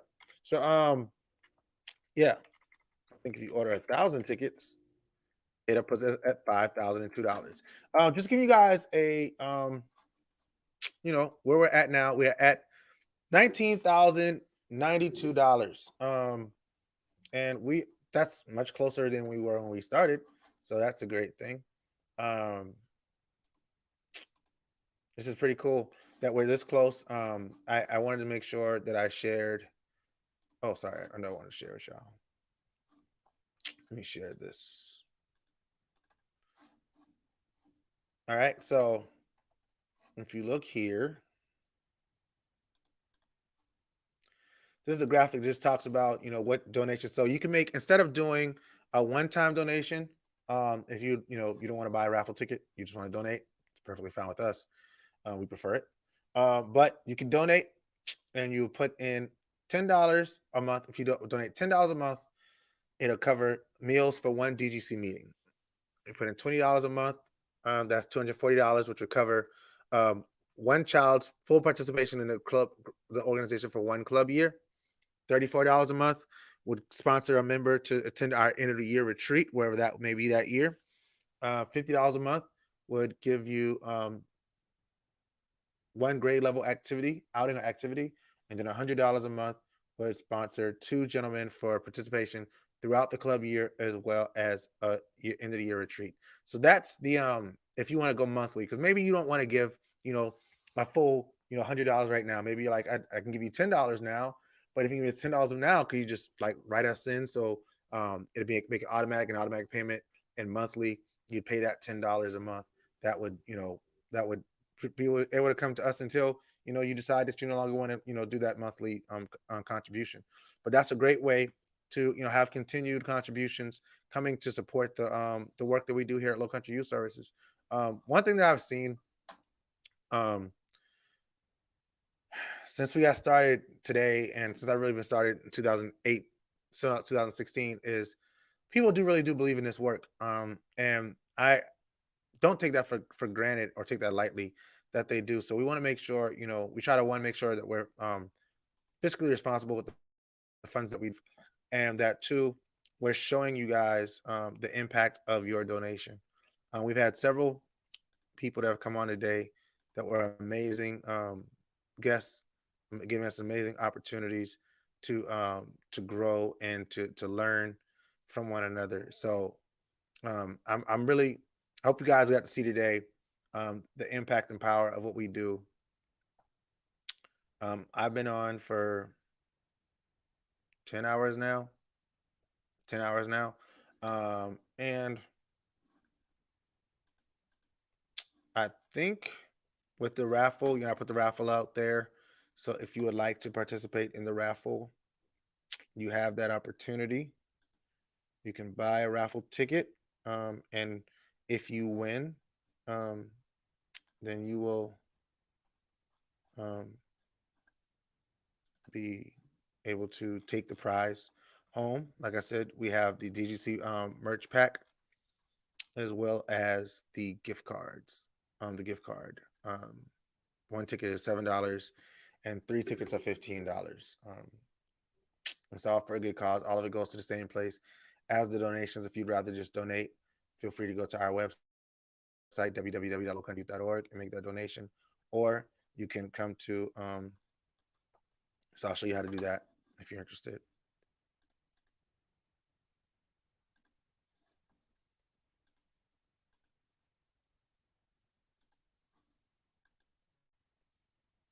So if you go to www.lowcountryouth.org, you go to the site part that says give or donate. That's going to put you here. I'm sorry. It's going to put you here. You scroll down. So it says right here. So instead of making a one-time donation, maybe you make a monthly donation. And you can do $25, $50, $75, $100 a month, or you can just type in the amount that you want to make. So say you want to make a $10 a month donation, you can put that in there. You want it to go to the general fund, and then you'll put in your mailing address, mailing information, and ask, respond if you would like to be added to our monthly newsletter, and your information, and then it'll be right there. It's a 1098, and it's 1098 because there's a percentage fee that they charge us to process donations, but you can use that, and I'm sorry, you can pay the fee so that we can foresee the full amount of the donation, which would be the $10. So yeah. And with that being said, I think I'm about to call it because I'm getting really tired now. And y'all don't want to see me when I'm really, really tired. That's not something I think any of you want. So I think I pushed this as much as I can. We got a new video. I want to share it that just came in from Mr. Dura Victor of Bruh Mentoring. Before I get out of here, shout out to, before I close, well, first let me share this video, and then I'll do that. Let me open this up. Pause.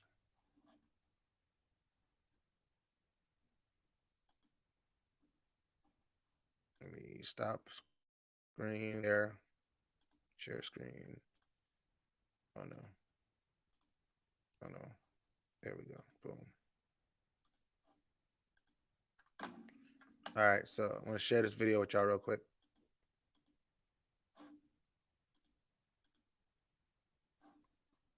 With Brothers Restoring Urban Hope, we are youth mentor organization. Hello, my name is Victor Dura Jr., Executive Director with Brothers Restoring Urban Hope. We are a youth mentor organization based in Spartanburg, South Carolina, that restores the urban community through group mentorship, leadership training, and spiritual guidance. And today I'm here to talk about why mentoring is so important. Mentoring puts so many people around me that made me successful today. They really listened to me. They counseled with me. They poured into me. They even opened up their social capital to me. And I was able to expand my horizon through being involved with different mentors. My mentors, Hoyt Bynum, uh, uh, Jermaine Green, and Ron Henderson, all, all play a big part in who I am today. I support the Low Country Youth Services today because they do the same thing. They make sure that they invest in youth. Thank you. Hello, my name is Victor Dora Jr., Sorry, I'm gonna Executive restart Director it. with Brothers Restoring Our. All right. So thank you to Victor Dora of Brothers Restoring Hope, Brothers Restoring Urban Hope for that video. Shout out to Spartanburg. Shout out to the whole mentor network. Like I've been able to be a recipient of such great kindness from people in the mentor community, thanks to their support of our work, as well as people in the surrounding area of the Low Country and beyond. I guess I'm gonna close like this because I can definitely feel myself starting to get loopy. I'm sorry. This has been a cool day. We did not reach. I didn't reach my goal of $25,000, but right now we're at $19,117, which by itself is more than we've ever raised in one individual fundraiser by a lot. Since I've come on board in 2016, the most I can ever remember raising at one time was I want to say $1,200 with a t-shirt fundraiser. We also raised about 2,000, I want to say 22,000, between 2,000 and 3,000 with our Mother Sundance 1 year. So this bypasses that by a lot. I am really grateful for all the support and all of the like everything. It's like I aimed high for a reason. And the day is not over yet. So I'm not, throwing a towel in that regard. I just don't want to be on here and I don't want to drink another Red Bull. I don't say I want to be on here. I would definitely be on here. But I don't want to be on here being loopy because that could get really nuts. Toya could tell you I'm no good when I'm really, really sleepy. But I just want to thank everybody who's watched today. I want to thank everybody who's been a guest today. I want to start from the top. I want to make sure I don't forget anybody because there's been so many people that have contributed to the success of today. First, thanks to the boys. Thanks to the boys. To every single member of the Distinguished Gentlemen's Club, even if you weren't able to, bring in any donations for this event, you guys are why we do everything that we do. As Ricardo mentioned, while we were on together, everything we've ever done since 2008 has been for you. It's been for you. And everything we will ever do will be for you. So please understand that you are valued, you are loved. And I hope today you saw that this community standing by you guys. Not only were we able to raise this money that's going to benefit you guys going forward, but we were also able to show that what we can do when we put our minds to it. I hope that you all, if any of the boys have been able to watch today, I hope that you've seen what perseverance and vision and putting proper planning in place can do for you. I believe that thing for you, that this can be, a great message to you in that regard. And I can't wait until we can have in-person club meetings so we can talk about this dope goal that we reached, this amount that we've been able to raise. Secondly, I want to thank everybody who's donated. Last count right now, we have $19,167 raised. We had 313 donations, 263 donors. That's much more than I can ever imagine us having done. We're 77% complete to our goal. And like I said, the day's not over. So I believe that we can still get there. That's amazing. We started the day with 13,000. I want to say right around $13,000, and now we're at 19,167. And I even want to expand out a little bit further, just so you guys can fully understand. In total, sorry, let me go right here.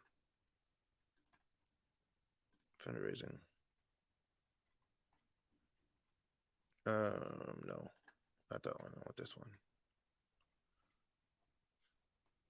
In total, in the last 30 days.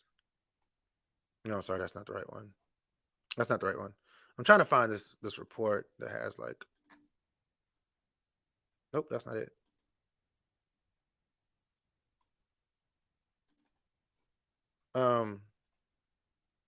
Yeah, that's not it either. That's not it either. It's not pulling up the report that I wanted to pull up. But yeah, so we've reached over way over where we like, you know what I mean? Like, oh, I'm sorry, that's what it was. That's the number I was looking at. All right, so all in all, in the last 2 months, we've been able to raise $20,417, both on online and offline donations. So that's without, again, I want to say that is without one corporate donation, with only one sponsor, well, 3 $500 sponsorships. That's we've been able to get here. That's no small feat for a very small organization, staff-wise, with a very small budget and no development director. I can't emphasize enough how grateful we are. I'm sure once, I'm sure I'm gonna send you guys a very, impassioned email or something, just thanking you for the support. This has been amazing. This has been amazing, amazing, amazing. So thank you all so much for that. Thank you everybody who donated. Like I said, over 300 people donated. I want to say, I can't remember. Let me go back to the drive. Manage. Yeah, over 263 donors. 263 donors. As far as the competition, if it ended right now, which it hasn't, Zach would be in first place with $1,625. RJ would be in second place with $1,412, and JoJo would be in third place with $1,100. And Grant is crept up into dang on fourth place. Grant started out with no money today. See, that's the stuff that I'm talking about. Like, that's the amazing thing about this. Anyway, I'm not going to start doing that. Like I said, I was wrapping up. So thanks to everybody who donated. I hope if you donated today, you'll be able to find in your heart to set up a monthly donation, because that's, we want to make sure that we can have that continued relationship. Also, if you haven't already, please sign up for our newsletter. Every month we send out our newsletter, so you guys will know what's going on, know what you're supporting in terms of the work. If you go to our website and do the landing page, it'll get you added to our newsletter mailing list. I mean, if you donated also, I believe it would have added you to our mailing list. So yes, let me thank people. Thank you to Mayor Tecklenburg, Mayor of City of Charleston, for coming on, being my first guest today. It was great. Thank you to you and Miss Sandy for your donation and for your support. You guys are amazing, and I'm so grateful. Thank you to Samuel Bellamy, AJ Davis, and Eric Jackson for coming on, being a part of the mental advocacy panel. All of this is on the first video if you didn't see it.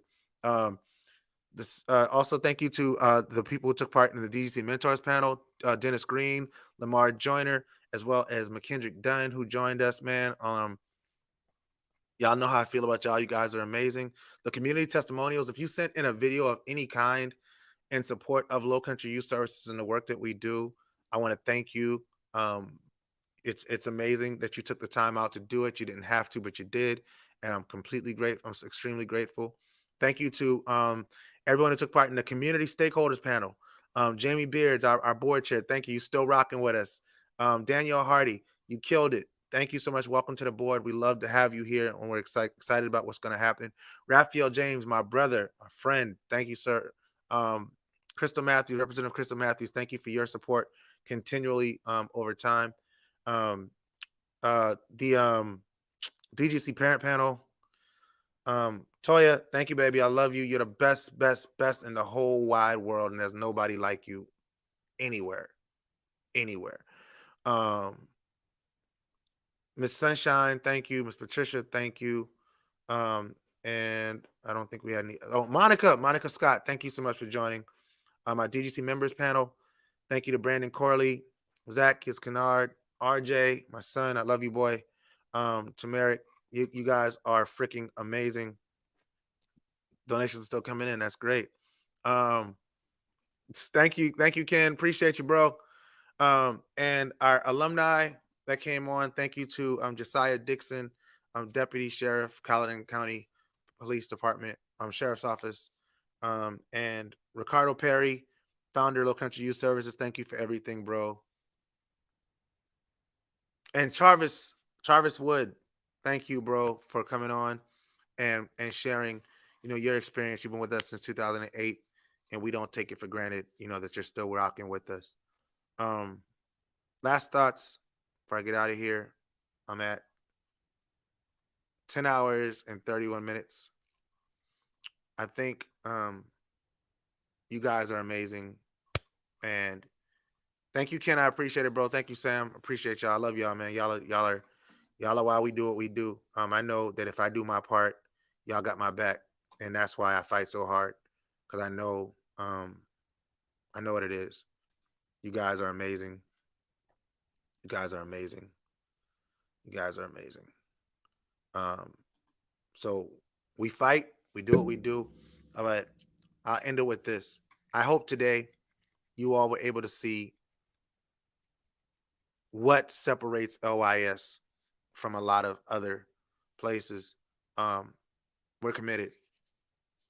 Y'all see me, but behind me are so many amazing people that do such amazing work. That makes what I do a lot easier. And one day, we're going to be a fully funded organization, and we're going to have a full staff. And I'll be able to sit back and look at times like this and days like this and smile because I knew what it took. And we did what it took. There will always be people that do what we do. There will never be anybody else that does what we do the way we do what we do. And with that being said, I want to end on this one video that I think I started it with because it is why, it is who we are. It is what we're about. It is our gentleman's creed, which isn't playing right now. So let me do it a different way. I really had laid that out really well, but that's okay.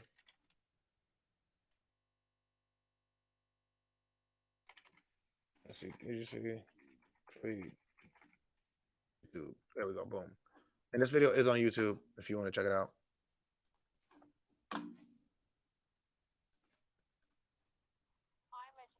And go back and share screen, Chrome tab, share audio, creed, share, and I'll see y'all later. I'm a gentleman. I am a part of a brotherhood of positive men. I am a gentleman. I am a part of a brotherhood of positive men. I am a gentleman. I am a part of a brotherhood of positive men. I'm true to my God, my community, and myself. I have intelligence, class, and dignity. I will set and achieve my goals. I will carry myself in a way that reflects my morals and values. I respect my brothers, elders, ladies, and myself. I am the future. I am a distinguished gentleman. I am a gentleman. I am a part of a brotherhood of positive men. I am true to my God, my community, and myself. I have intelligence, class, and dignity. I will set and achieve my goals. I will carry myself in a way that reflects my morals and values. I will respect my brothers, elders, ladies, and myself. I am the future. I am a distinguished gentleman.